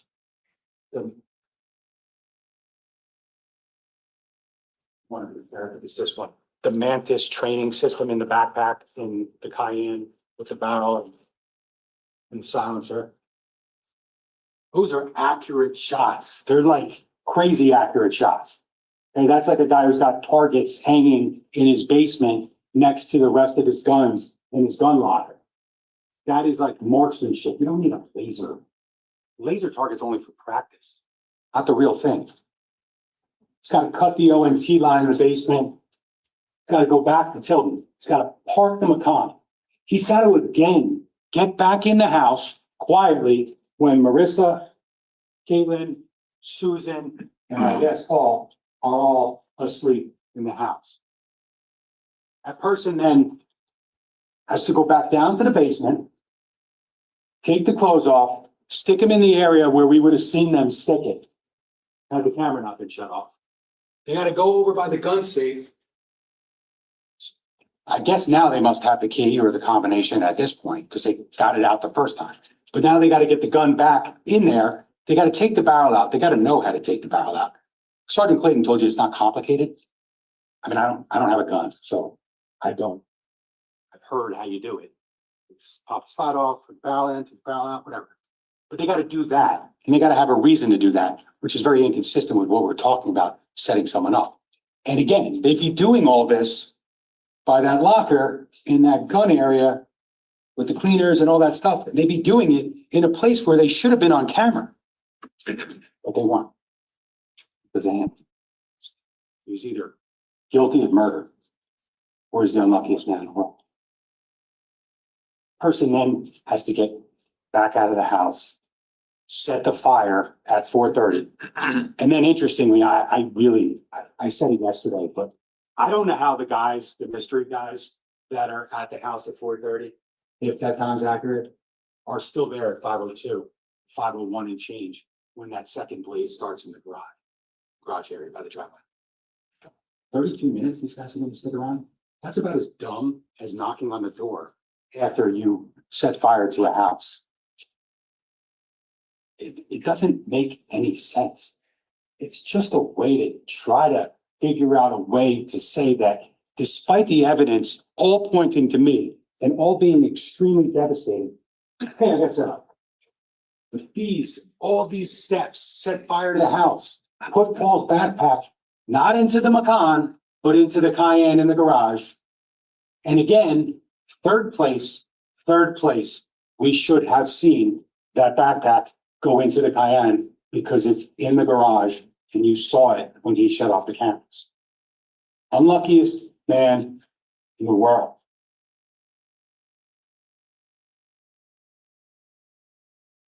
And Corey's got to go back before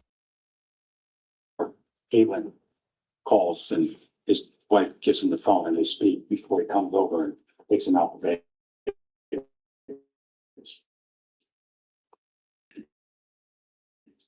All these things would have had to happen. And he's only been asleep for what?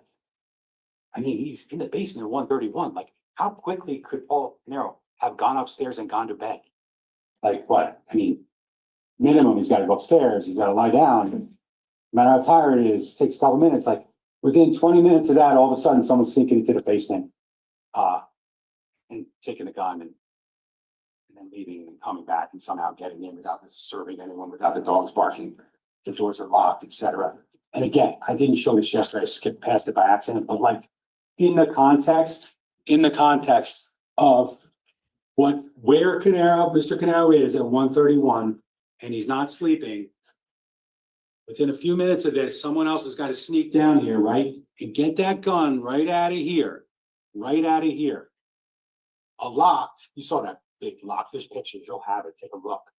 I forget what the way Carolyn described it, but it's like there's some like twisting part of it. It's like it's a strong lock. Yeah, you use bolt cutters to cut it off. But we would have seen it. Someone else did it. We would have seen it. But we didn't because it was him. And that's why I shut the camera. We talked about that. Why would you swap the barrel?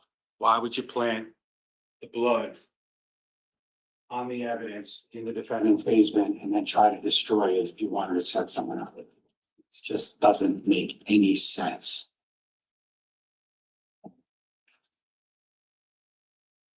It's like, I hate this analogy. A lot of prosecutors use this analogy. It's like another thing I said I never do, but it's like the kid caught with their hand in the cookie jar, right?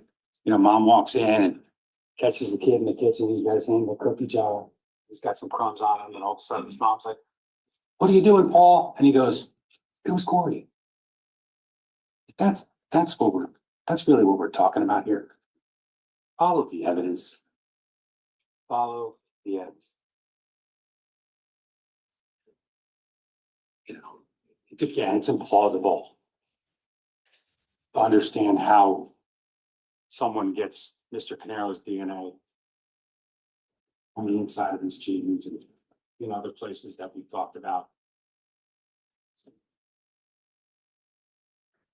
Now, we're getting there.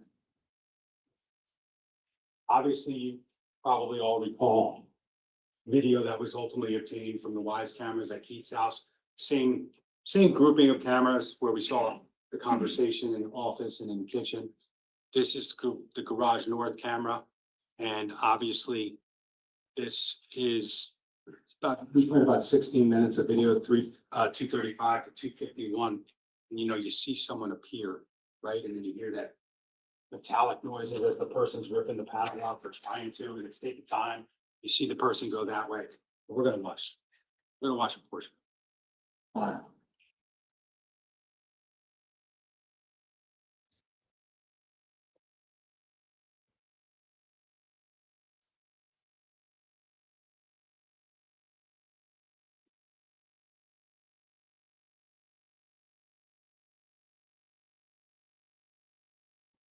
See the glove there? Black glove.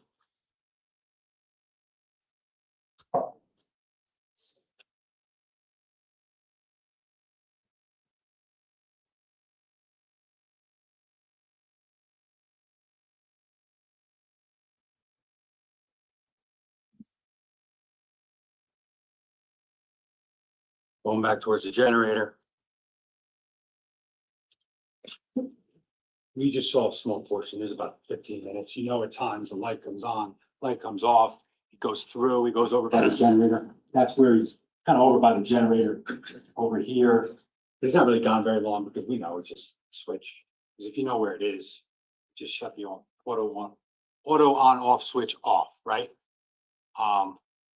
There's a lot of talk about measuring this. Like, yeah, you could measure this, right? You could see where that third panel is and how tall it is, right?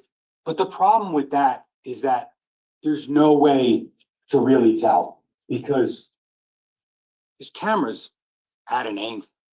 Like, we're not shooting straight, right? So there's no way to tell or estimate the size of that person. I would submit to you. I would submit to you that what we're going to look at here, slow it down, you can pause it, you can do whatever you want. But this person, regardless, and I know it's paused here, but if you watch it, feel free to watch it again. This person's got hair, right? Hair. And they're wearing black nitrile gloves. And that's entirely consistent with all the evidence. Now, obviously, nobody is identifying that person, right? It's impossible.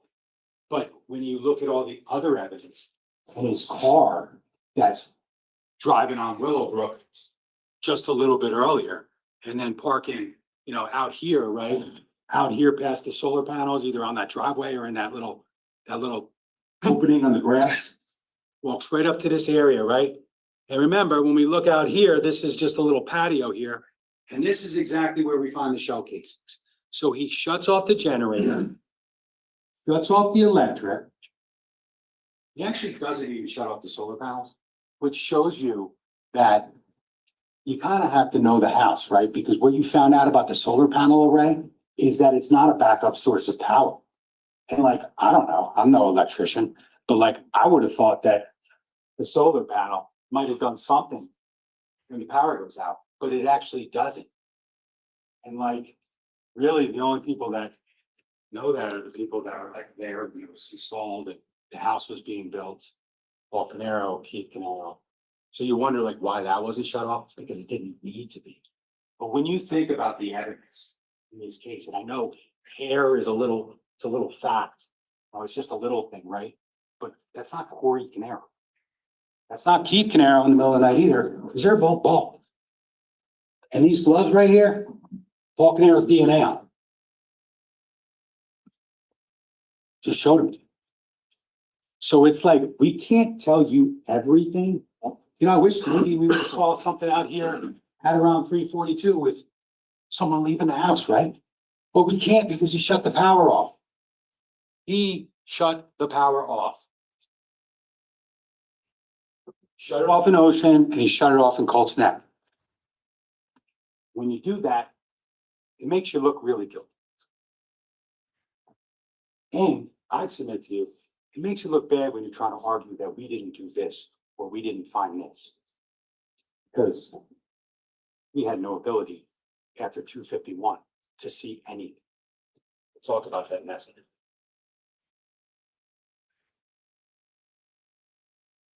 Shutting off the camera, video from your rear neighbor, other surveillance cameras on Tilden, barrel in the bag with the silencer, DNA in your basement, right by the point of origin. No, I'm surprised I haven't said this yet, but like sloppy, right? You know, like smart tech guy or smart tech guy who just killed his niece and nephew and he's really just trying to figure out what the hell to do. Get rid of the evidence. Should have torched it directly, right? Nothing you can do about the gun because you can't hide the gun because it's registered, right? We talked about that yesterday. But like, you should have just torched it directly, like torched it, put it outside. One would have thought though, setting that fire outside that window, with the window open and pointing right into where this stuff's down, it should have been destroyed. Again, like Ocean Township Fire Department really screwed Mr. Caneiro. That was the plan. Just didn't work.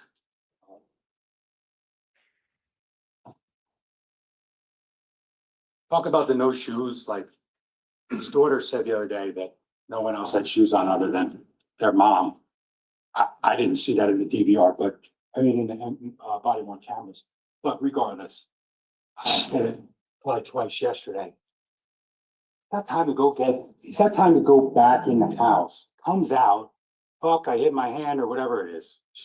You know, even Keith Caneiro acknowledged that, like, she didn't actually see her dad hit his hand. She heard him say it. I personally, sorry. I don't, he either was saying it to try to make his daughter think like he hit his hand because he's got that hand injury, and that hand injury comes from Colts Neck. Like, I'm sorry. There's no way that hand injury happened fleeing a fire, which when they fled the fire wasn't even that bad yet. I mean, there's some smoke, there's no flames. They're going down the stairs, they're leaving, not saying it's not alarming, but like that hand injury.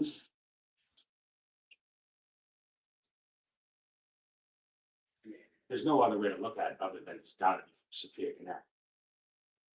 17 sharp force injuries. And then Dr. Zhang told you about the blunt force injuries. It's got gloves on, right? But the hell out of that hand somehow. But here, like we talk about, this is the mudroom, 27 Tilden. Won't belabor this, but this is the mudroom. And this is what you pass as you go into the garage to get the cayenne to pull it out. I mean, here you just have like a pile of stuff, pile of shoes. The next picture, there's other shoes. I would suggest you in combination with all the evidence is that like not wearing shoes that morning was just like a really trying way too hard to make it look like you were asleep and you weren't in Colts Neck killing everybody. That's what that looks like to me. No coincidence. Again, when we talk about what cameras would have shown, this is the kitchen. This is the Wise camera on the counter at 15 Willowbrook, right next to Sophia's picture. Staring right out over here, exactly where Jesse is found lying on the floor. Jesse, next, lying on the floor. These are the kitchen cabinets, the jury box. It's lying right here. What's here? What's here? The mudroom, the garage, the door with the Nest cam. Freedom. Life. He was so freaking close to the outside.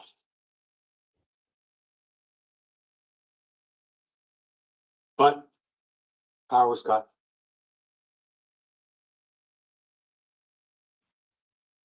the Nest camera, I'll talk about it quickly. They kept showing me during cross-examination, that picture of the Nest cam, right? Of what, they just kept showing me. And then all of a sudden, Lieutenant Petrozello testified. And then like, he got asked about it. And he was like, oh, there's actually like an explanation, right? The Nest camera, so this is the door next to the garage. I think it's right here.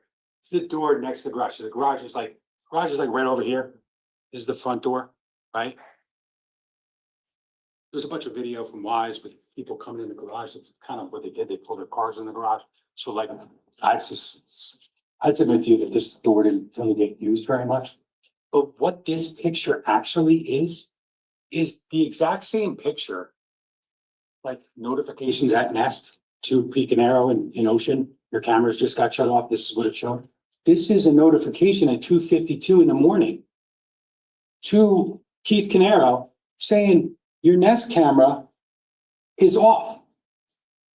We know why it's off, because the panel just got ripped off and the generator's off. So the camera shuts off at 2:52 a.m. Lord only knows what this camera would have showed. But he cut the power. So I don't know what I don't understand what the point of this picture is. They argue to you that Petrozello should have followed up. He told you he got a communications data warrant, which is a search warrant for companies like electronic providers, service providers, like Nest. And he requested the records for November 19th, November 20th, because really that's what else is relevant.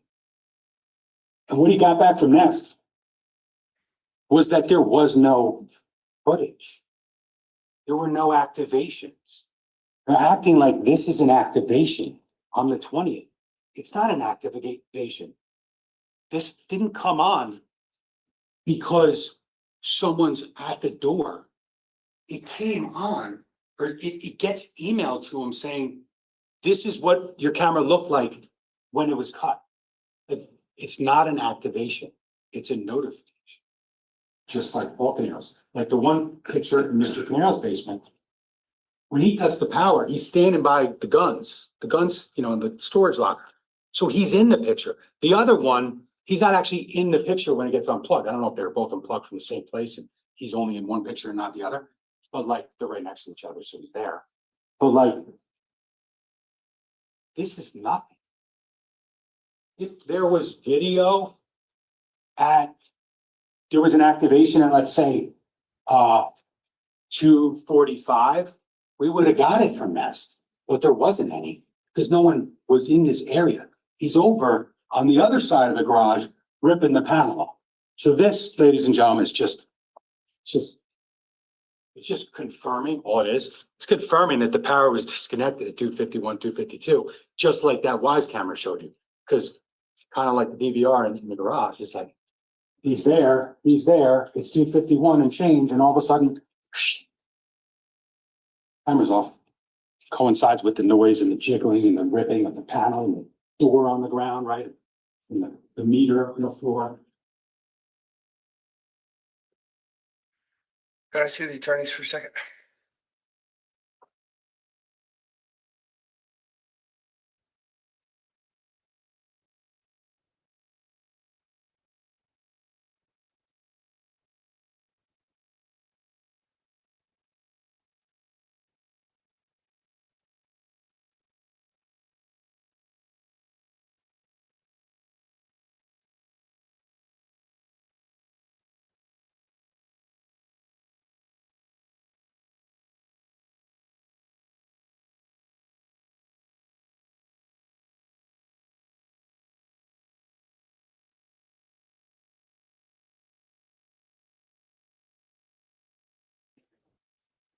Ladies and gentlemen, I'm going to give your mid-morning break at this point in time. Please don't discuss this case or do any research.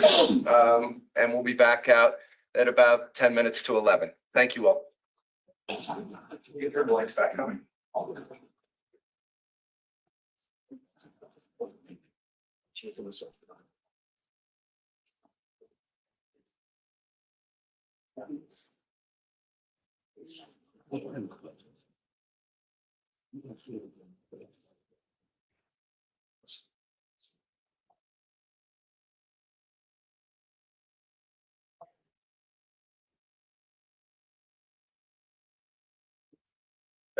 See everybody in 15 minutes.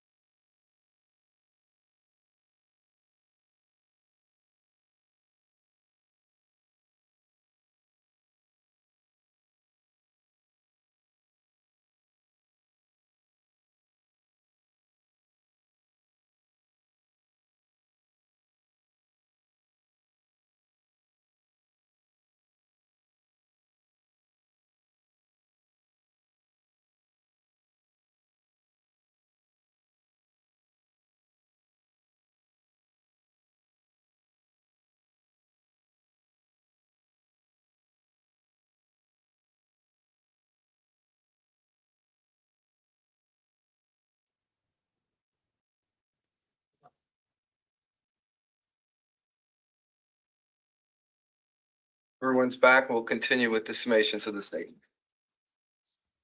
We're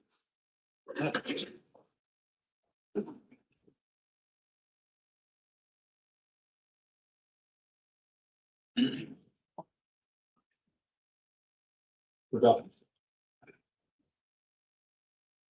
Want to try to push towards the end of this and talk a little bit about the DNA, right? The DNA and what it actually means and what it doesn't mean. Now, I've said it many times, but his DNA, his genes, his house, Sophia and Jesse's DNA on it. Dr. Wright told you, relatives share DNA, we got it. Does that change, though, the cross-examination of Dr. Wright and how he indicated that many of these samples conclusively and reliably showed that the victim's DNA were on his clothes that he tried to destroy? That allele sharing argument, the question marks in the one column with Corey, it's just desperation and another attempt at betraying another member of his family.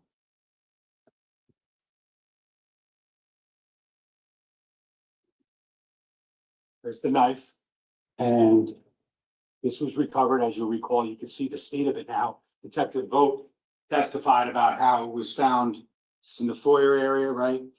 Kind of in an area that had been kind of not necessarily dug out, but kind of collected in that area. And you'll recall that that's the area where Jennifer Caneiro was found. Remember those pictures? She had a little yellow blanket that they put on top of her, right at the top of the stairs that go down to the basement. And her daughter is up the stairs on the landing. And that knife, obviously they didn't put the knife into that block in the kitchen, right? Because they didn't want to contaminate or transfer any evidence. But you could see, and you heard the testimony, that that knife came from Keith Caneiro's own kitchen. The knife that at least took part in the murder of Jennifer Caneiro, and took part in at least, because you don't necessarily know if that's the only knife that was used, right? That's the knife that was found. Don't know potentially if he left with another knife. I mean, from the testimony in this case, we brought out that black bag with Detective Catalona. We walked it up here, and we didn't really open it up and show you everything in it. Really no need. We saw some pictures in one of those drawers that was over by the metal gun locker in Mr. Paul Caneiro's house. Buy all the guns. There's a bunch of knives in there. But obviously at some point, he has to turn to another weapon. They're arguing that because there's a gun and because there's a knife, there's two people. But what evidence of there is that? You saw the garage camera, right? That's 15, 16 minutes of footage that shows one person. It's like he has a ton of bullets and all that kind of stuff, and he would have brought enough bullets. What if, for instance, he was just going to shoot everybody once? Or he obviously could have shot Keith Caneiro once. I mean, one bullet at the end of the day would have killed Keith Caneiro. That one last shot on the jacket with the gunshot residue, and you heard from Judith Link from the state police, that cruciform tear, which is consistent with the gun firing against the fabric and causing that tearing, that was enough. So the fact that maybe he didn't quite bring enough ammunition, does that mean there's two people involved? I mean, presumably he had a magazine. We don't know which magazine he used because he had hundreds of magazines in his house. But we know how many bullets were found, right? We know how many bullets were found, and we'll talk about that when we get to the ballistics, but we're going to go to DNA. Now, again, importantly, because they did a lot to try to, I want to say denigrate, but they were trying to point out things about likelihood ratios and mixtures and things like that with the Bodie and with the Star Mix. You heard about Star Mix and how like 90+ labs in the United States are using it now. State police got it in 2022. That's why we went to Bodie. And, you know, the state police was actually kind of like behind the game, like because of COVID, and a lot of labs have it. And basically 80%, I think they said, of labs in the United States are using it. Well, like, put that aside for a second, because that's just a way, like Dr. Reich said, is that like, he see majority of what he sees as a DNA analyst is mixtures. So mixtures are common. So like when you see like, you know, they test something and there's two contributors and maybe there's just like a little bit of the second one, there's not enough there. It's a mixture. That's what Star Mix is able to do. And like comparing numbers, like, you know, Sophia is 8 sextillion or whatever, likelihood ratio, like that's great, right? I mean, that's very appropriate. That's per DNA. But like in that one sample, the defendant in that mixture might only be like 400,000. But that's also because, as you heard, there's something called like average peak heights and RFU and all that stuff. And I'm not going to get into the weeds, but like basically you have two contributors and one of them just, there's not a lot of that DNA in that mixture, but it's there. And Star Mix is able to actually opine on mixtures better than like really humans can. That's why Star Mix exists. But, you know, it was brought up that like Star Mix doesn't give you a yes and no answer. Well, random match probabilities don't give you a yes or no answer anyway. DNA does not give you a yes or no. It basically says with an RMP that, you know, like in a hypothetical population of 1 million people, like asked Dr. Wright, you would expect to find this profile one time. That's like how rare it is. So we look at sample 6-1-4-1, which is the right front shin of the genes. Right front shin, right front shin in front of these samples over here. That was actually tested by the state police. And ultimately they generated one of those random match probabilities. One of the ones I think they intimated are more accurate. I would submit to you that they're all accurate. It's DNA. You know, it's just DNA is DNA. It doesn't lie. It doesn't tell you where it came from or who put it there, but it doesn't lie. It's just that sometimes, given the amount of DNA in a particular area, because remember, we're talking about one of these little white cuttings, talking about a small area, because you don't just like throw the genes in a conveyor belt and it comes out and says, you know, this is all Sophia, this is all Jesse. You have to sample different parts of it. When we talk about Jesse's DNA, they said ultimately that Jesse's DNA, or Jesse was the source of the DNA on the right front shin of these genes. And when you talk about how rare that is, right? That's really what they're trying to tell you when they give you that answer. They said that he was the source. And what they need to call something the source from their protocol, their you know, their standard operating procedures and analytical thresholds and things like that, is that the RMP has to be greater than 1 in 7 trillion. So in a population of 7 trillion people, which is actually a lot bigger than the amount of people that have ever walked the face of the earth, you would expect to find that profile once. Jesse's DNA, Paul Caneiro's genes. Now, we talked about a scraping from the inside collar of a shirt, one of the shirts that's in that pile. DNA profile is approximately 100 million times more likely to occur if H1 is true, which is basically that Paul Caneiro is contributor 1 to that sample. So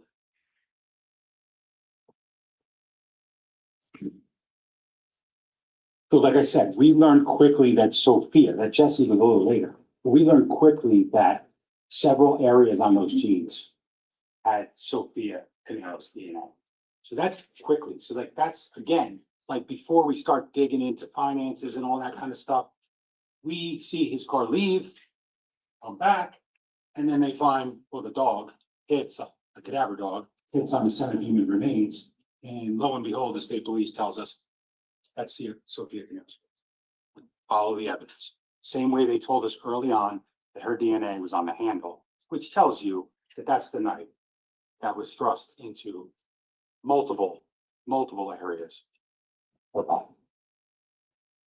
So when we talked about some of the star mix evidence, some of the DNA that was tested by Bodie, we talk about sample. I think Dr. Reich in his PowerPoint, he had three samples he talked about. The first was E01A1, which is, I've said it many times, but it's the inside of the genes above the knee, right? It's kind of like wearing DNA, like, you know, that's where you get things when you move, when you walk, in the shed.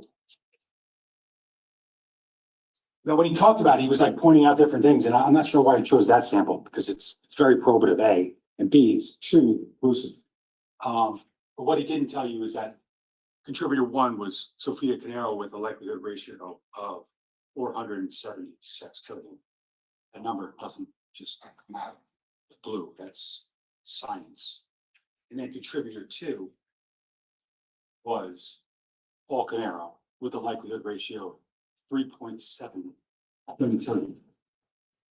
And when I asked Dr. Reich on cross-examination, are those reliable results? Sophia's results and the likelihood ratio, Paul Caneiro's results and the likelihood ratio.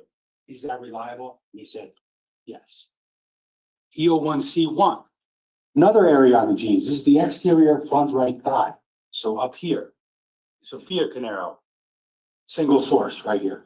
He was saying, oh, you know, you could do a random match probability. I guess you could. But I think he said that the number would actually probably, interestingly, he said that. He said, if you did a random match probability on that number, 2.1 septillion, I think basically what he said is that it should be about the same, i.e. they're both pretty accurate.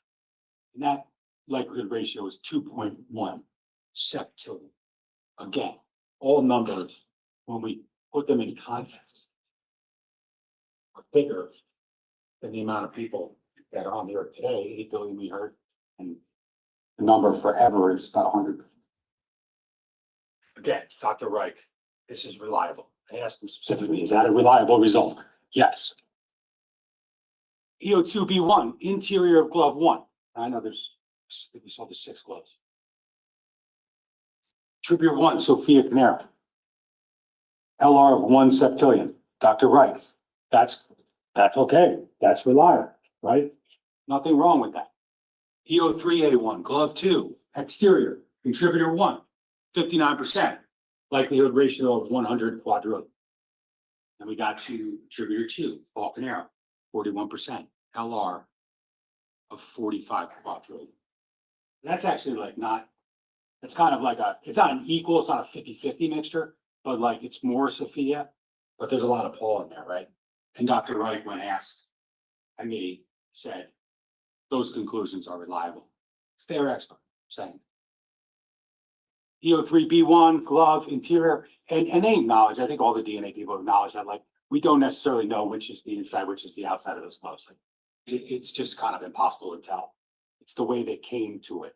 However they got the glove, they treated the exterior as the exterior, interior as interior. But quite frankly, there's results on those gloves from interiors and exteriors that are very probative. So I would submit to you that, like, he gloved up. He gloved up. You saw it on the video. He gloved up because he didn't want to leave anything.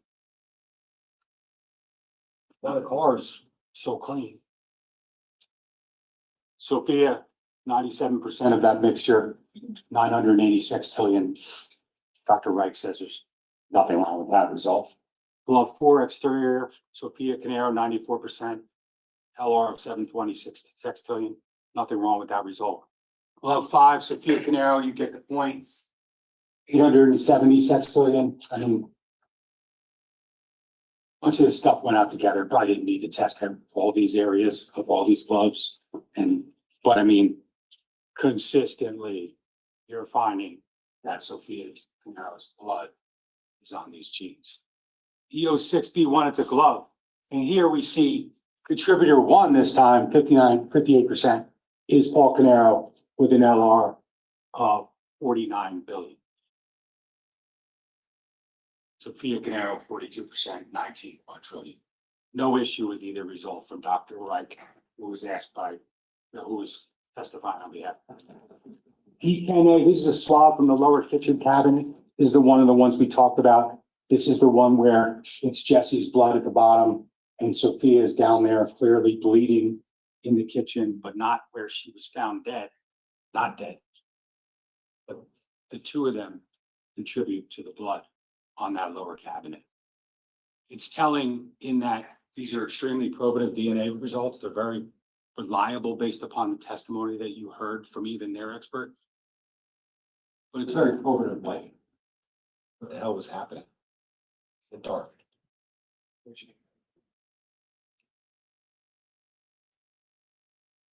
11, this is a underneath the pull-out drawer near the sink, Sophia's DNA. E12B, this was actually early DNA. This was like before we went to Bodie. And when we looked at that scarf, ultimately, you saw the testimony that there was a bunch of defects in the scarf. And there was also, I think, 3 hairs.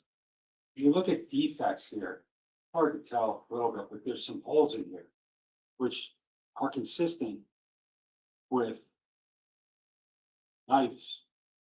The blade of a knife, maybe holding the scarf around your hand, the gloves, because at some point this scarf is in Colt's neck, and at some point this scarf ends up with strands of hair, longer strands of hair from a late 8-year-old Sophia Caneiro.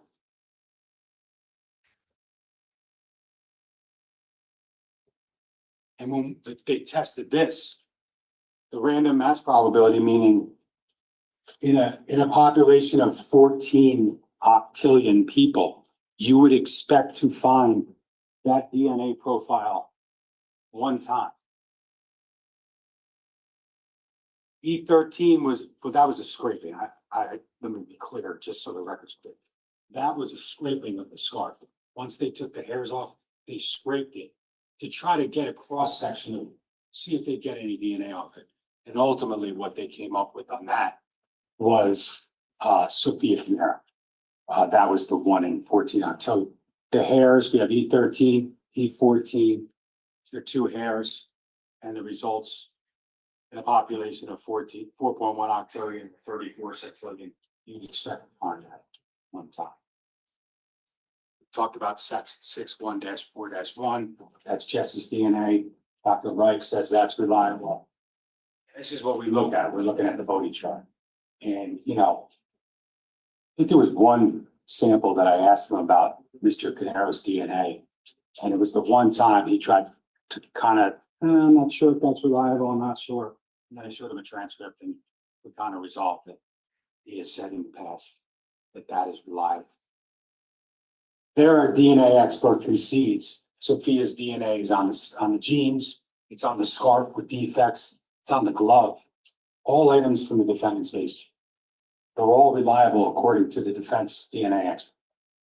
He concedes Paul's DNA inside the jeans, we talked about it, and on 3 different nitrile gloves, black nitrile gloves, just like the one seen on the hand in the video at 2:35 to 2:51 outside 15 Willowbrook, next to the electrical panel. He says those LRs of 45 quadrillion, 200 million, and 49 billion are reliable results. You can see it's Jesse's DNA. So what we know is that Jesse, Sophia, and Paul all contributed to DNA on the jeans. Sophia's DNA is on the scarf, hair. Sophia and Paul are on the gloves.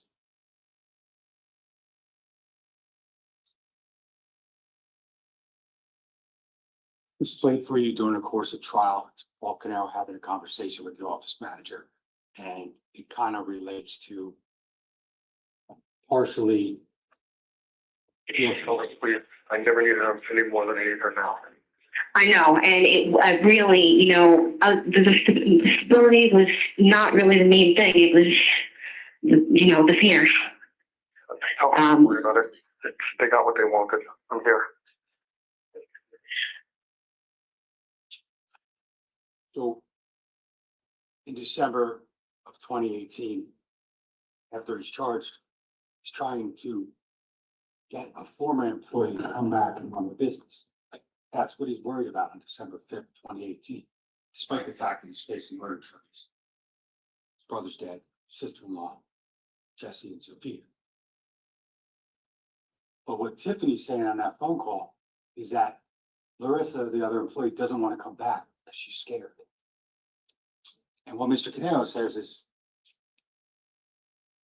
there's nothing to be scared of. I'm here. Doesn't say, because you heard some testimony that like Corey works with the business, try to keep it running after the fact. Doesn't say. What he doesn't is kind of telling, and it's kind of probative of really who did this. It's a little thing again, but he doesn't say like, be careful, Corey's showing up at the business. Like, that's what you got to worry about. He's saying, don't worry, there's nothing to be afraid of. Because they're worried that like someone's out there. Keith's dead, Paul had a fire. They don't know the whole story yet. Nobody does, because we're still working on it.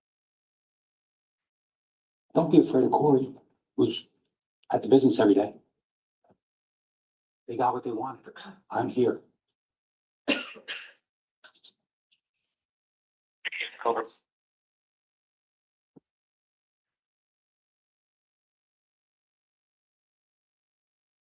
Again, this comes back to, because that was the second bit, so we're in the midst of the investigation. Because like I said, this stuff doesn't just, it doesn't appear. Okay, this is effort. This is investigation. This is seizing items and sending them places to get tested to try to see. You don't know what you're going to find when you send ballistics to the ballistics lab. You don't know what the answer is going to be. You don't know what the DNA people are going to tell you. So you're in the midst of that. But then when you start to get those results, does it tell you anything other than Paul Caneiro did this?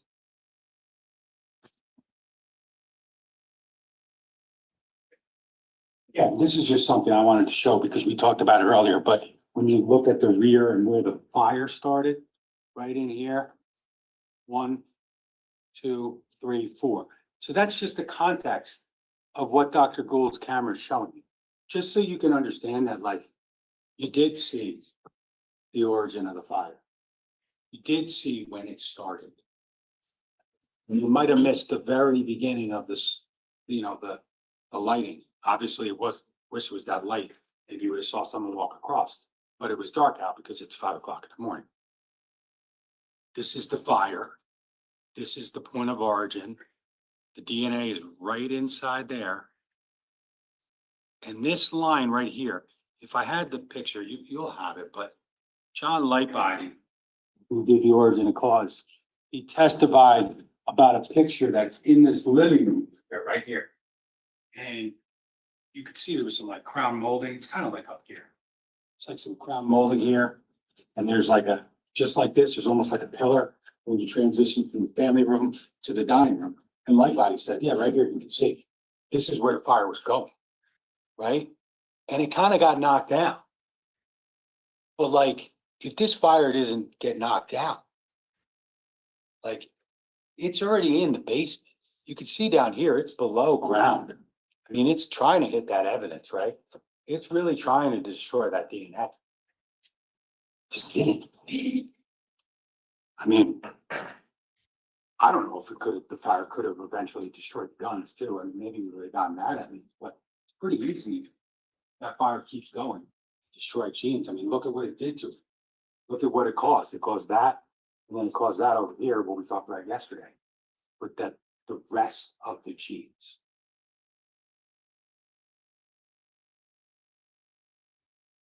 We talked about this yesterday, but it's just like things that are brought up, and then all of a sudden, like, we give you some context, like Lieutenant Petrozello testifying about how, like, yeah, we did check that camera. Like, you know, it was always like, you guys didn't check this, you guys didn't check that.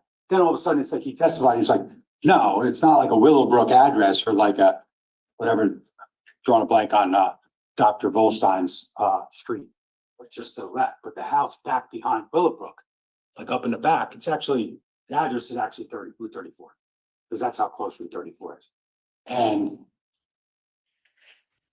ultimately, talk about cameras, but that the car that you see in Colts Neck before, on its way, leaving.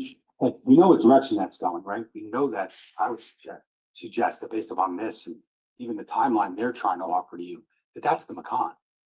So like, I'm not sure why, even though they did check cameras on Route 34 and other places.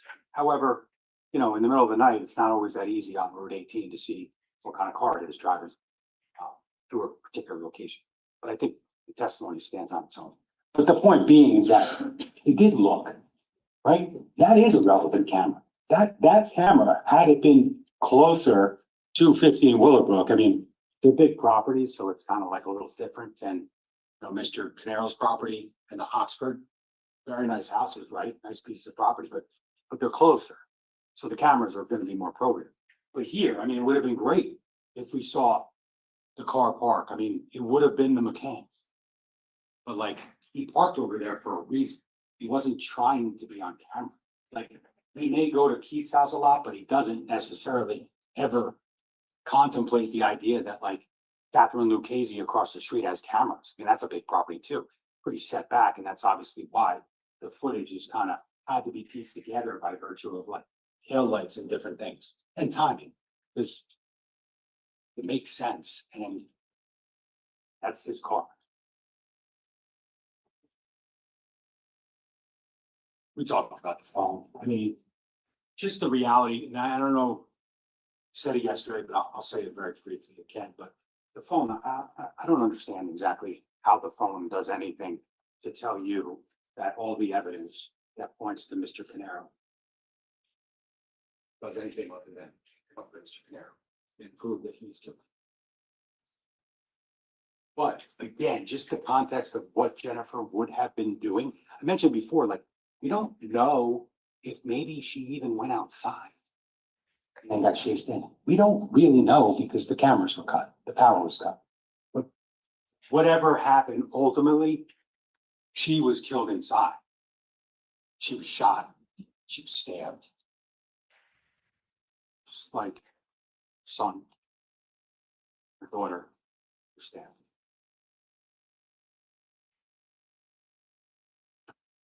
So I said this yesterday, but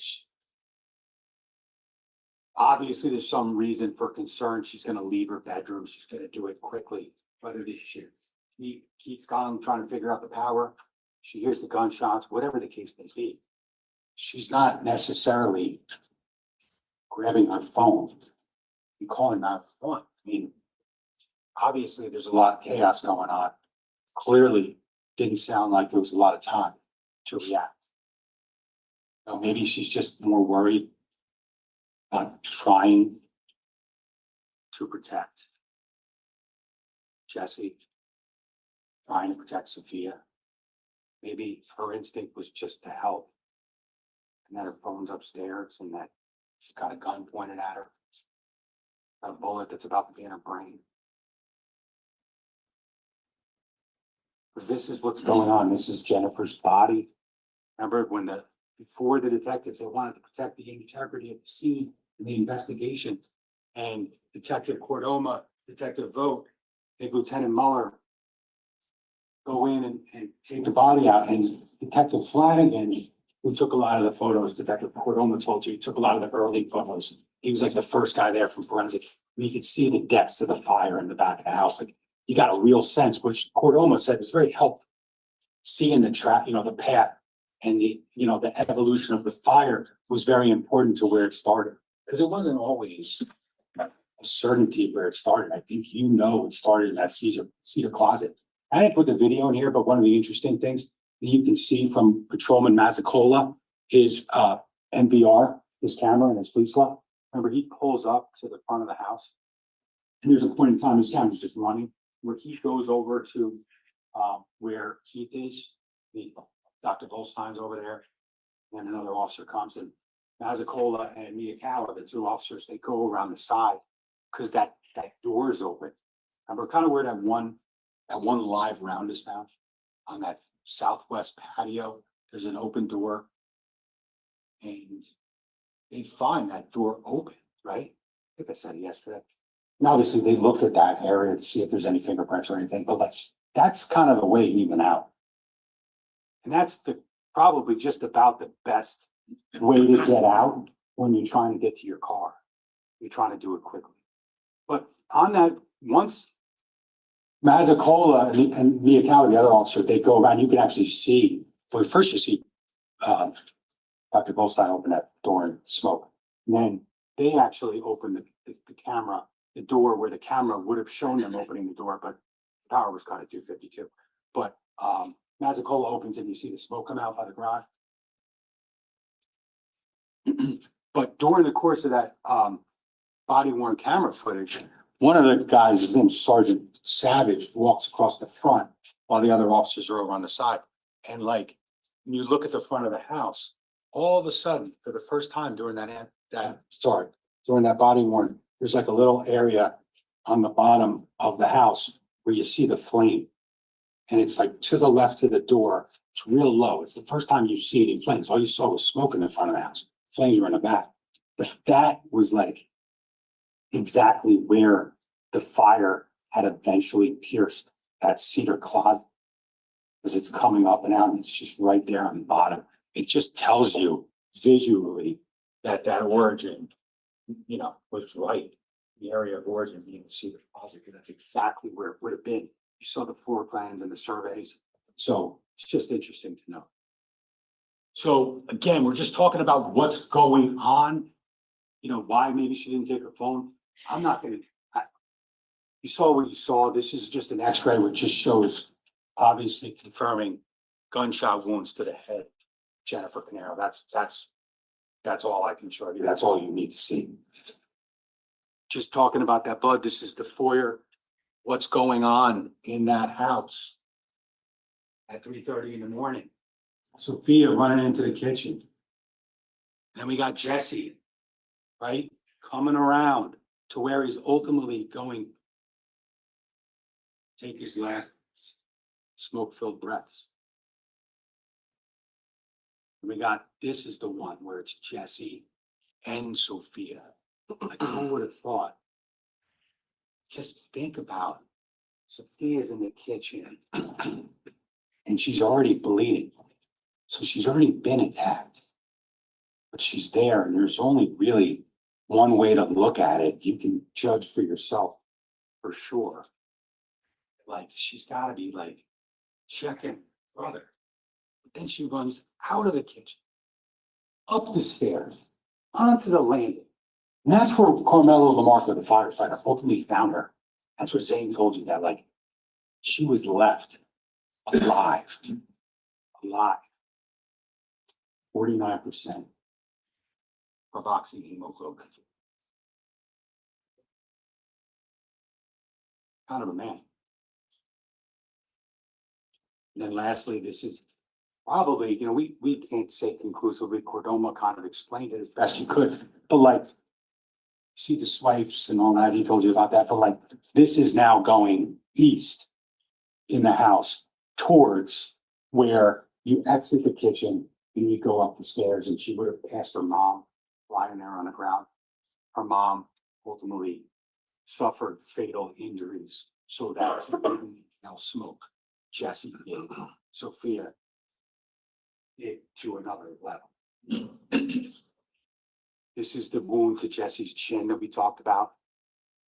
And there's just, I didn't show you the picture, but you'll have all the pictures, but that right in that area of the kitchen, the islands here, kitchen cabinets are here, right over here is like the windows. They find a projectile right here. Remember, they found the casing over by Jennifer by the stairs. This is, I'm not going to show you anymore. This is just showing you the sharp force injuries through her shirt. I think she was wearing like shirt and like underwear, obviously sleepwear. Not going to show you any other photos. You saw what you needed to see. It's horrific. But the reality is, we all know it's horrific. Cause and manner of death is part of any murder case. Have an obligation to prove cause and manner of death beyond a reasonable doubt, like every other element. But at the end of the day, the question becomes, who did it, right? Did it? the end of the day, beyond a reasonable doubt, but beyond any doubt, the person responsible for inflicting those minutes, moments of terror in the dark on children, trusted him, not only knows what they were saying to him, walking out. Just the hair on the scarf. And when we talk about the injury, like, the only evidence of injury at 27 Toby, only evidence of injury upon that house or in that house, despite the testimony from Keith Caneiro, was really just that one area of blood, which was swabbed, and it was actually the firefighter. And I don't know if it was he was being treated at the scene, but obviously it was confirmed that Sean Edson, the firefighter, hit his hand, or cut his hand, or whatever it was, on the doorway, or hit it up, or rubbed it on the doorway at some point to cause the blood, which was his. But let's talk about that injury, like this injury. Like, he told the police he injured his hand. So I mean, I don't think, to be honest with you, I'm not sure he really could have did that from the police being there at the police station and outside for a lot of the day. I don't think he really admitted it, so he told them. But then in trial, all of a sudden, kind of like his daughter, who didn't tell the police this, I mean, Miss Wallace asked her that, says that she was actually like heard something. She didn't see it. She didn't see her dad hit his hand, but he was behind her as they're going down the stairs trying to get out of the house. And he said, "Fuck my hand," or something to that effect. I would suggest that, like, not wearing shoes, shutting off the cameras and all that kind of stuff. That's just like, just trying to come up with an excuse for an injury that is entirely consistent with bludgeoning 3 people inside a house. Aaron, about an hour earlier. I would suggest to you that when you look at all of the evidence, all the stuff we talked about, that injury happened in Goldsmith. Sophia's injury, I mean, you heard, there's 17. I'm not going to run through them. There's really no reason. You saw a couple of photos, that's really what you could see. But we're talking about all over the body. But I think when we talk about this, we have to put into context that DNA again with Jesse and Sophia. And the fact that, like, Jesse never left the kitchen. He's bleeding there. He never left there. He died there. Sophia's bleeding. She leaves there. And Dr. Zane told you about all those injuries that were consistent with defensive wounds. It was like, within a report, and he testified to it. He said injuries, like he listed like 6 or 7 of the 17 sharp force injuries that he believed, and you saw the leg and hands and shit, forearm and all that kind of stuff. I'm like, that little girl fought. I mean, nothing else I can say. That little girl fought. Yeah, I'm not going to show you photos because I'm not going to do that to you. But like, this is just like Dr. Zhang, like, notes of just, what else can you say other than how much writing is on that chart, that diagram? I mean, you don't need to see blood. You don't need to see cuts. It's just, look at the writing. It doesn't even matter what it says. It's just a lot of writing. I won't say it again. You know that 49%, you know what Dr. Zhang said it meant.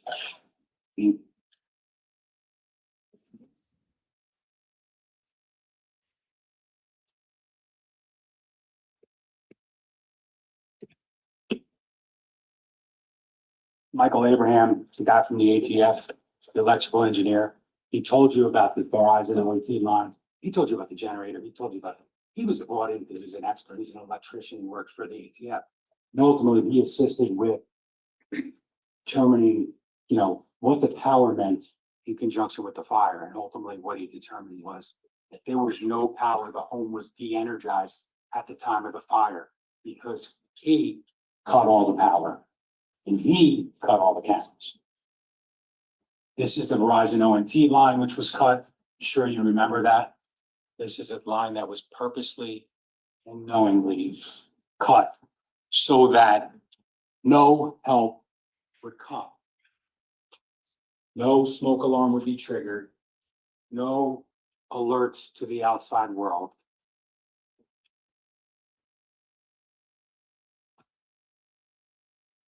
This is what we have. This is the shell casing.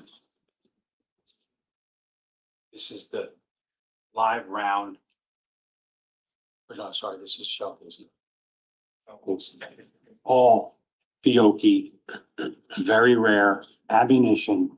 So rare, ladies and gentlemen. There was a lot of cross-examination. So rare that Sergeant Clayton said they have thousands of different types of ammunition at the state police. But they needed the prosecutor's office to bring them this. Because I hope you understood it, but just because it's the same ammunition here in Colts Neck and here in defendant's basement, doesn't mean that that ammunition is going to mark the same in any gun. It's not going to be a match with any gun because it's the same ammunition. The point is, they want to use, Sergeant Clayton told you, they want to use like ammunition because it marks that. You want to use, he said, I think it said it's longer, right? But it's good to see the markings so that you can make very reliable and conclusive comparisons between items. But again, ammunition that's rare enough that the state police didn't even have. This is what they do every day. But Paul Caneiro had it. It's exactly what's found. Colts.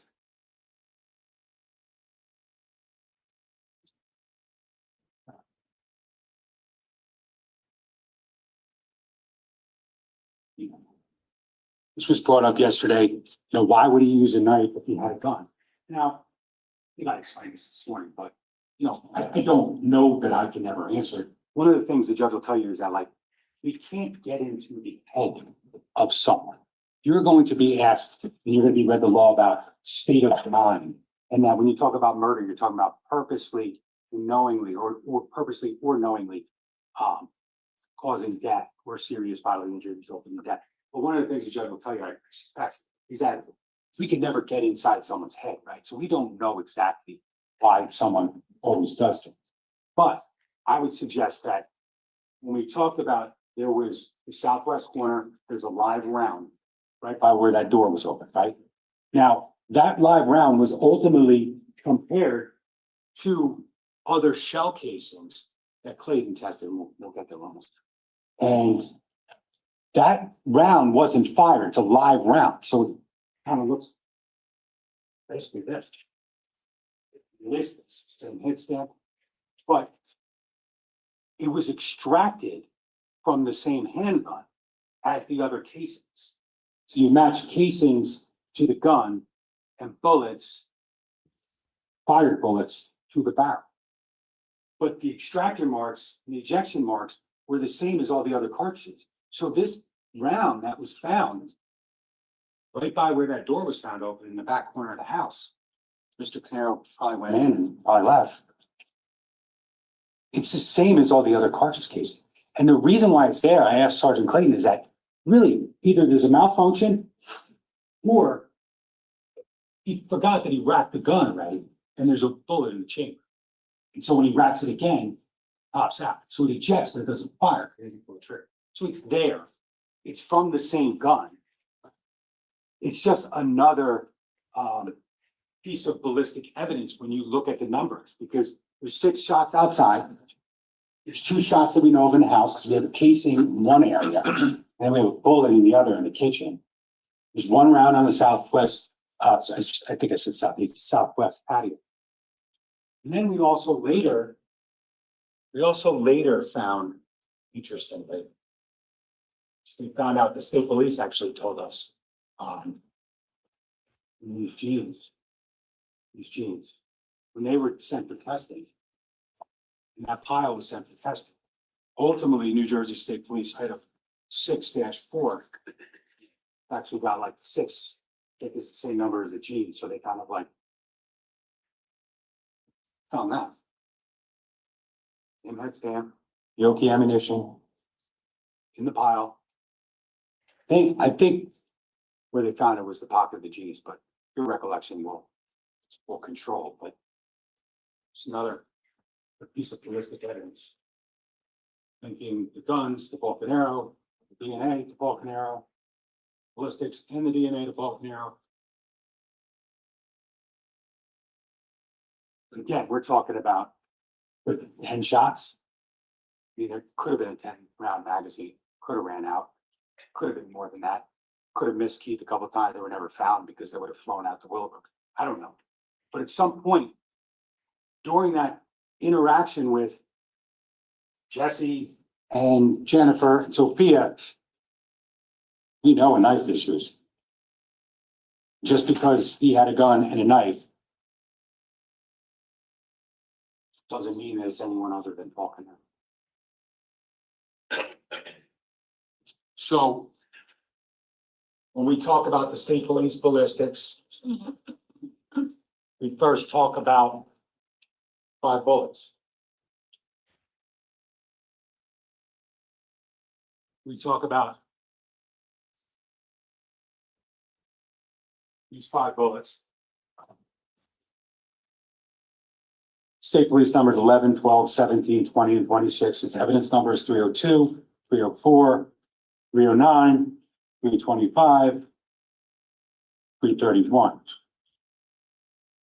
So basically, ladies and gentlemen, what you heard from Chris Clayton, an expert in ballistics, is that any bullet that wasn't damaged enough or mutilated, like he testified,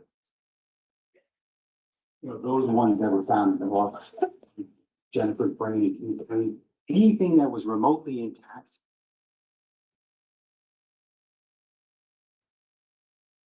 that's this backpack that was found in Keith's backpack, Paul's backpack. This is, just so we realize, this is actually the live round from the southwest corner.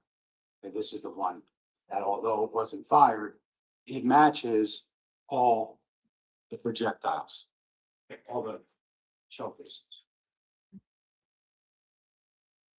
So these bullets fired from this barrel found in Mr. Caneiro's back. Now we have 7 shell casings from Willowbrook. Exhibit S 305, 306, 307, 308, 311, 312, 326. All these casings. Well, first, let's just say that he was able to determine first that these bullets were all fired from the same gun. You saw the pictures, right? The basically pattern comparing, and we showed you the photos that show that the patterns match. And obviously, based upon his testimony, based upon his expertise, testifying, I think 60-something times, been doing this for years. These bullets all matched each other. And then he drew a comparison of these projectiles of these shell casings and said they all match. Or he did the barrel and the gun. But ultimately, based upon test firing, comparison of test standards to the bullets, this barrel, walking in the backpack, fires these bullets, caused the death. Keith Caneiro, Jennifer. Remember, we swapped the barrel out, right? But ultimately, it is safe. We've said that a number of times, got the gun lock. So obviously this is something we treat with care. Okay. That's 193 recovered from the defendant's basement in that locked gun storage locker. We treat it with care. We point it down and we make sure it's safe. Because at the end of the day, Well, it's lawful to possess this weapon legally, right? This thing's a beast. No, these have lawful use, certain.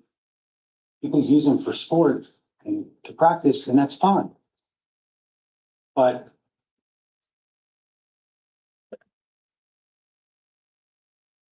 you talk about matching shell casings from a crime scene where 4 people are murdered to this.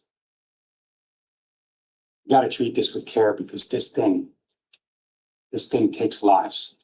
And this, and this, and these, they're why we're here.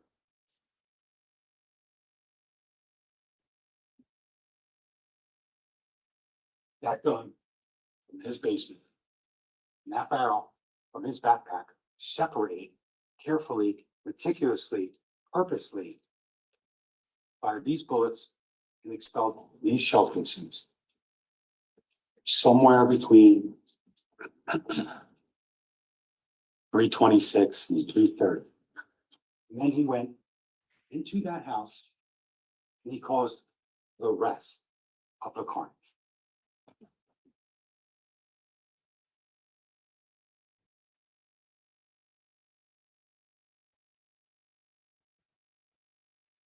This is, ladies and gentlemen, that is, and this is, and this is, and this is, machine guard, and it's shutting off the cameras, and all the footage we have of him leaving in the middle of the night, coming back in the middle of the night, 2 hours later. That is proof beyond a reasonable doubt. We ask you as jurors to hold us to proving this case beyond a reasonable. We say reasonable, right? Like, you know, they may point out that this wasn't done or this wasn't done, but like, you also have to hold us to a reasonable standard as to like, what more can we give you? We gave you the gun, gave you the barrel, the projectile, the bullets, the DNA. We showed you him shutting off his camera. I can't give you any more because he shut off the camera.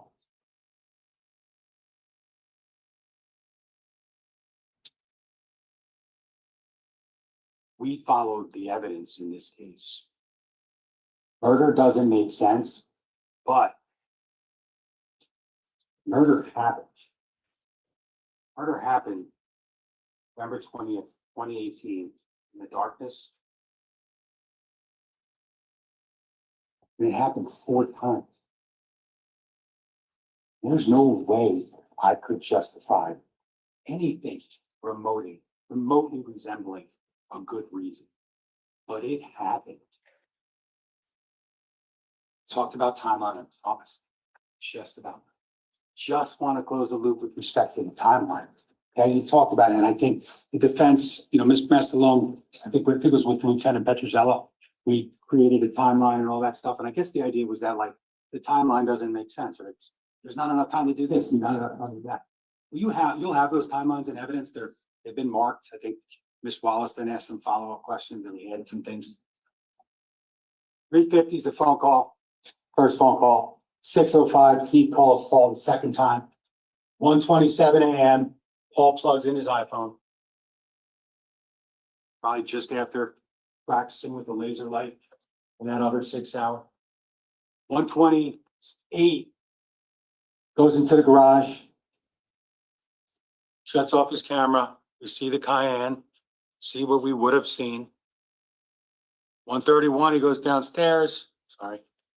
We see him here, right? And we see the gun locker. He's shutting off the cameras downstairs, making sure that you wouldn't be able to see him, leaving the DNA and putting the gun back, swapping the barrel, et cetera, et cetera.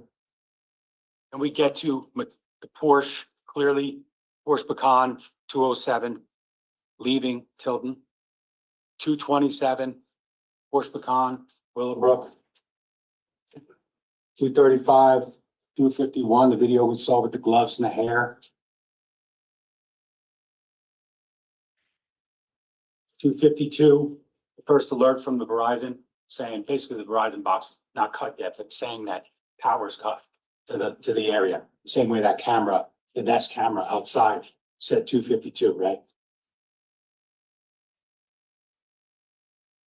Keith sends these text messages 3:14 through 3:18. There's four, but the last one says, really, it's not really a communication.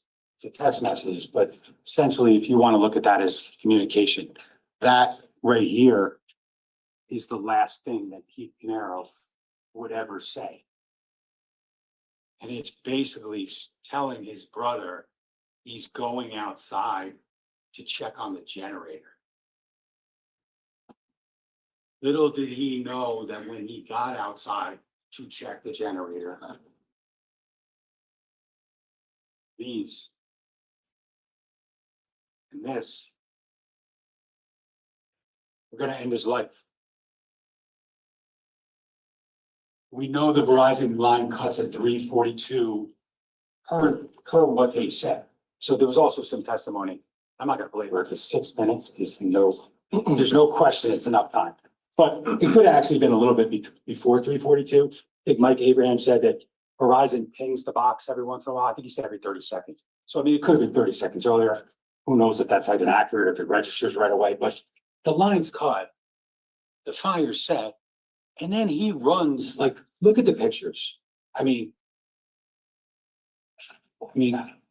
I skip the nearest bathroom and I go to the next bathroom. That's probably the distance of me running to get to that car, to get onto Willowbrook at 3:48, 17 seconds.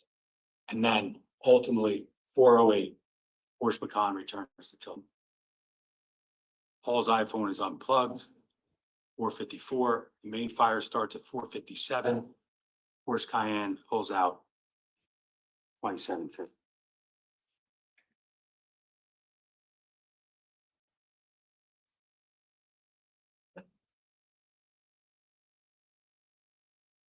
Wanted to, I think I skipped. I could for 1 second.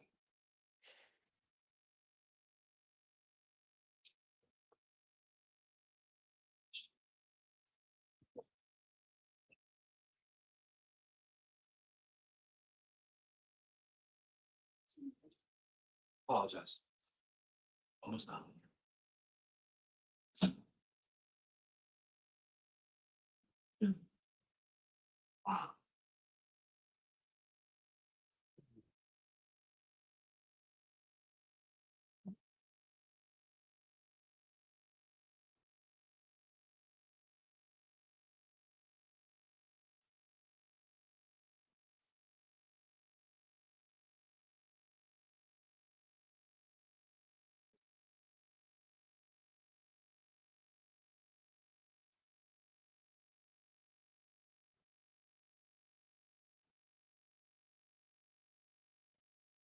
Just gonna go to my one slide.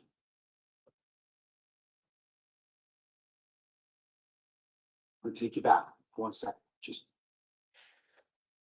camera 5. This is when the where the car pulls out. Then we have that garage fire. Can we shut off all the lights?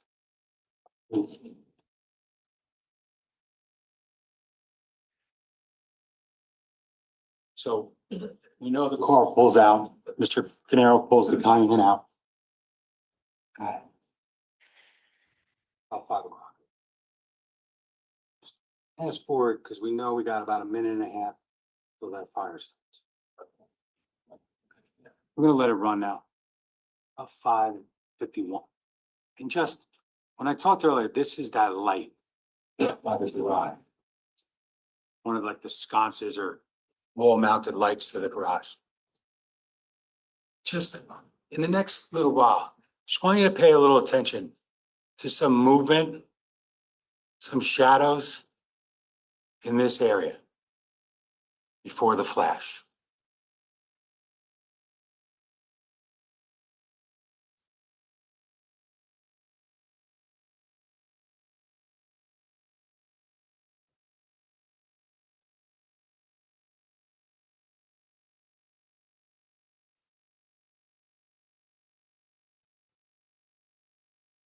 Now, we said that the people that were alleged to have been there at 4:30 wouldn't have still been there at 5:02, so you can't really make both arguments. But what we see here is about a minute and 20 seconds, minute and 30 seconds after Mr. Caneiro pulls the cayenne out. It's been suggested that like someone else had to be there to set that fire. Now, I'd suggest to you that when you look at that, it's impossible to say that there wasn't someone there, i.e. Mr. Caneiro, who came out of the car and went back up there. It would have been as simple as we said, like his family gets in the car, but like the wife went back inside. His daughter was calling 911. I don't know exactly when she got in the car. They all got in the car. There's no doubt about that. But like, what if he just pulls the car out into the street? And then whether the family's there yet or not, if they are, you just, I forgot to shut the garage door. Boom, towards the freaking car, because that's the car that you just used to kill everybody. Like, obviously, again, kind of a failed attempt at doing any damage to that car, but like, he either set that fire right before he pulled the car out and it just took a minute, or he went back up. I mean, that fire is not started, because if you're talking about like someone else being there, Corey, whatever.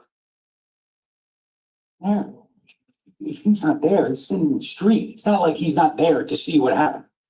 Like, that fire, ladies and gentlemen, is just another fire set by Mr. Caneiro. It's just another part of the entirety of this case. Okay, that video is obviously not clear enough to say conclusively, but I suggest that you see some movement in that area around that light and some shadows, and it just is not something that proves anything like someone else was there. No one told you that anyone was there. Paul Caneiro, ladies and gentlemen. Paul Caneiro. All of the evidence in this case, all of the ballistics, the DNA, air ammunition, hiding of the backpack, hiding of the barrel, they're all shutting off the cameras. They're all just ways to try to hide the evidence.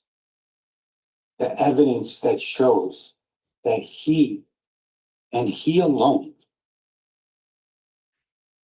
committed these crimes. You had video of him shutting off his cameras. You had video of him leaving at 2:07 and returning at 4:08. You have evidence to suggest that is certainly him outside of his brother's house. He had the barrel. The projectiles and the bullets from the scene matched the barrel that he separated from the gun in the gun. Sometimes, ladies and gentlemen, sometimes the evidence doesn't lie. Sometimes, no matter how hard you try to explain it away or give alternative theories to why his DNA or his wife, his niece's DNA was in the basement, and why someone would try to frame him but swap out the barrel. He's not the unluckiest man in the world, ladies and gentlemen. He's just guilty. It's just guilt. That's that simple. One last thing I just really wanted to say, and the judge is going to read the law to you very shortly. And he's the one who controls how you consider the facts of this case in relation to the law. And ultimately, he's going to give you, when you deliberate, you're going to get a verdict sheet. And this is just some questions that you're going to have to answer based upon all the time you spent here, all the attention you paid, the arguments of counsel, but most importantly, the evidence from the stand, the physical evidence. And you're going to have to answer some questions. They go a little something like this. I'm not going to read the whole thing yet, I promise. You're going to have to determine if the defendant still did murder. Did he purposely or knowingly cause the death of Keith Caneiro, for instance, or serious bodily injury resulting in death? Okay. That's the determination you need to make with respect to each victim. Then you're gonna get some other questions on some of them, kind of like, did he do it by his own hand, meaning, did he do it? Okay, and then there's some other questions like, did he do it for money or with the children? You know, were they under the age of 14? You're gonna answer some of these questions once you find him guilty of murder. And you're gonna get some weapons charges. You're gonna get the theft, you're gonna get the misappropriation. The one thing is, with respect, so you understand, with respect to felony murder. Now, with felony murder, you just get Jesse and Sophia. I just wanted you to understand that when we talk about felony murder, we talk about causing the death of the victim while in the course of committing a felony. Here, it's charged with the arson.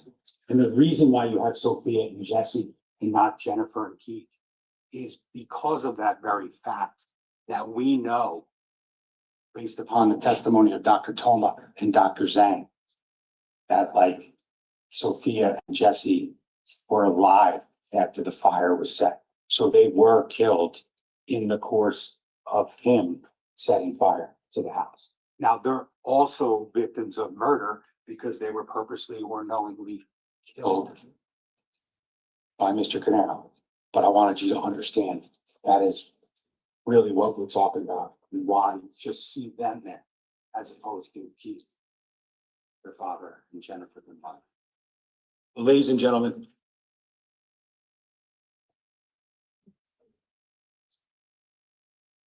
I know that this is an emotional process. Just on behalf of Ms. Wallace,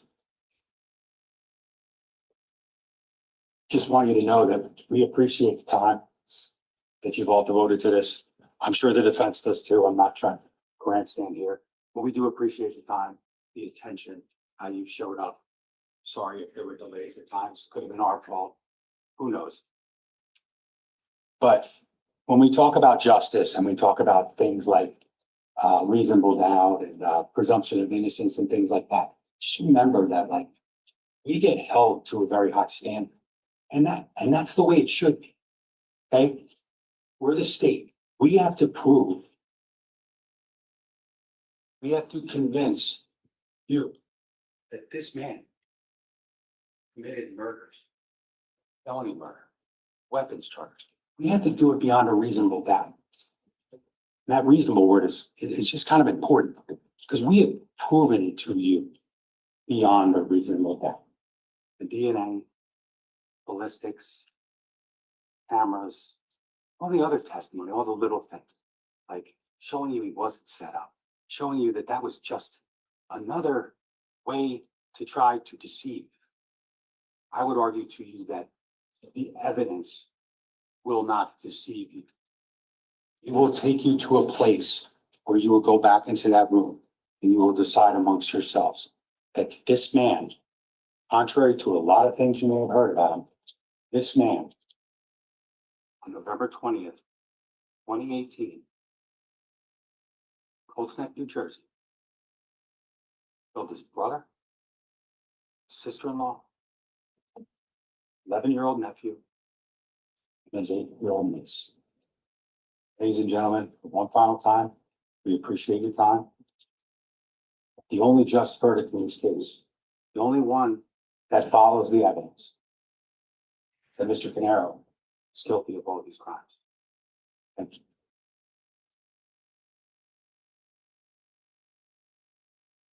Okay, ladies and gentlemen, it's been a long morning. The next part of the process is going to be the charge. That takes a little bit of time to do because I have to explain it all to you. So what I think I'm going to do, because it's noon, I'm going to give you a longer lunch just to give you a little bit of time to kind of stretch out, clear your head. We'll come back right at 1:30 and we'll move right into the charge. And at that point in time, I'll give you a little bit more information, but we're not going to do anything until then. You guys are going to remember what I'm about to say. We all know, right? Ladies and gentlemen, you've now heard the summations. You have not heard my charge. You have not heard the law in this case. You cannot discuss this case. You got an hour and a half having lunch together. Don't do it. You cannot do it. You just have to have your lunch, relax, do whatever you need to do. Come back up. I will give you the law. You get to finally learn about this system of who's the alternates and how fun that is to figure that out. And then you'll start your deliberations in that room only. All right. So everybody have a good lunch. Mr. Decker, if you can move that. And I'll see everybody right at 1:30.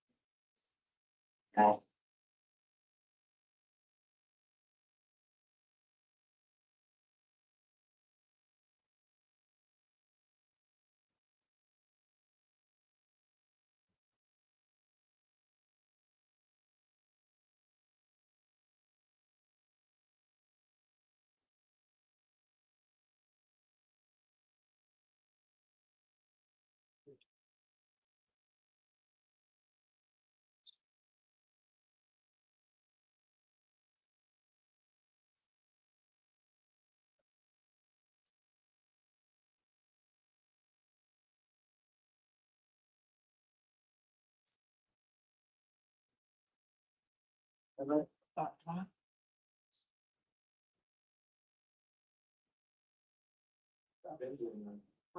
a good lunch. Yeah. Have a good lunch. Have a good lunch, everybody. Thank you. Have a good lunch.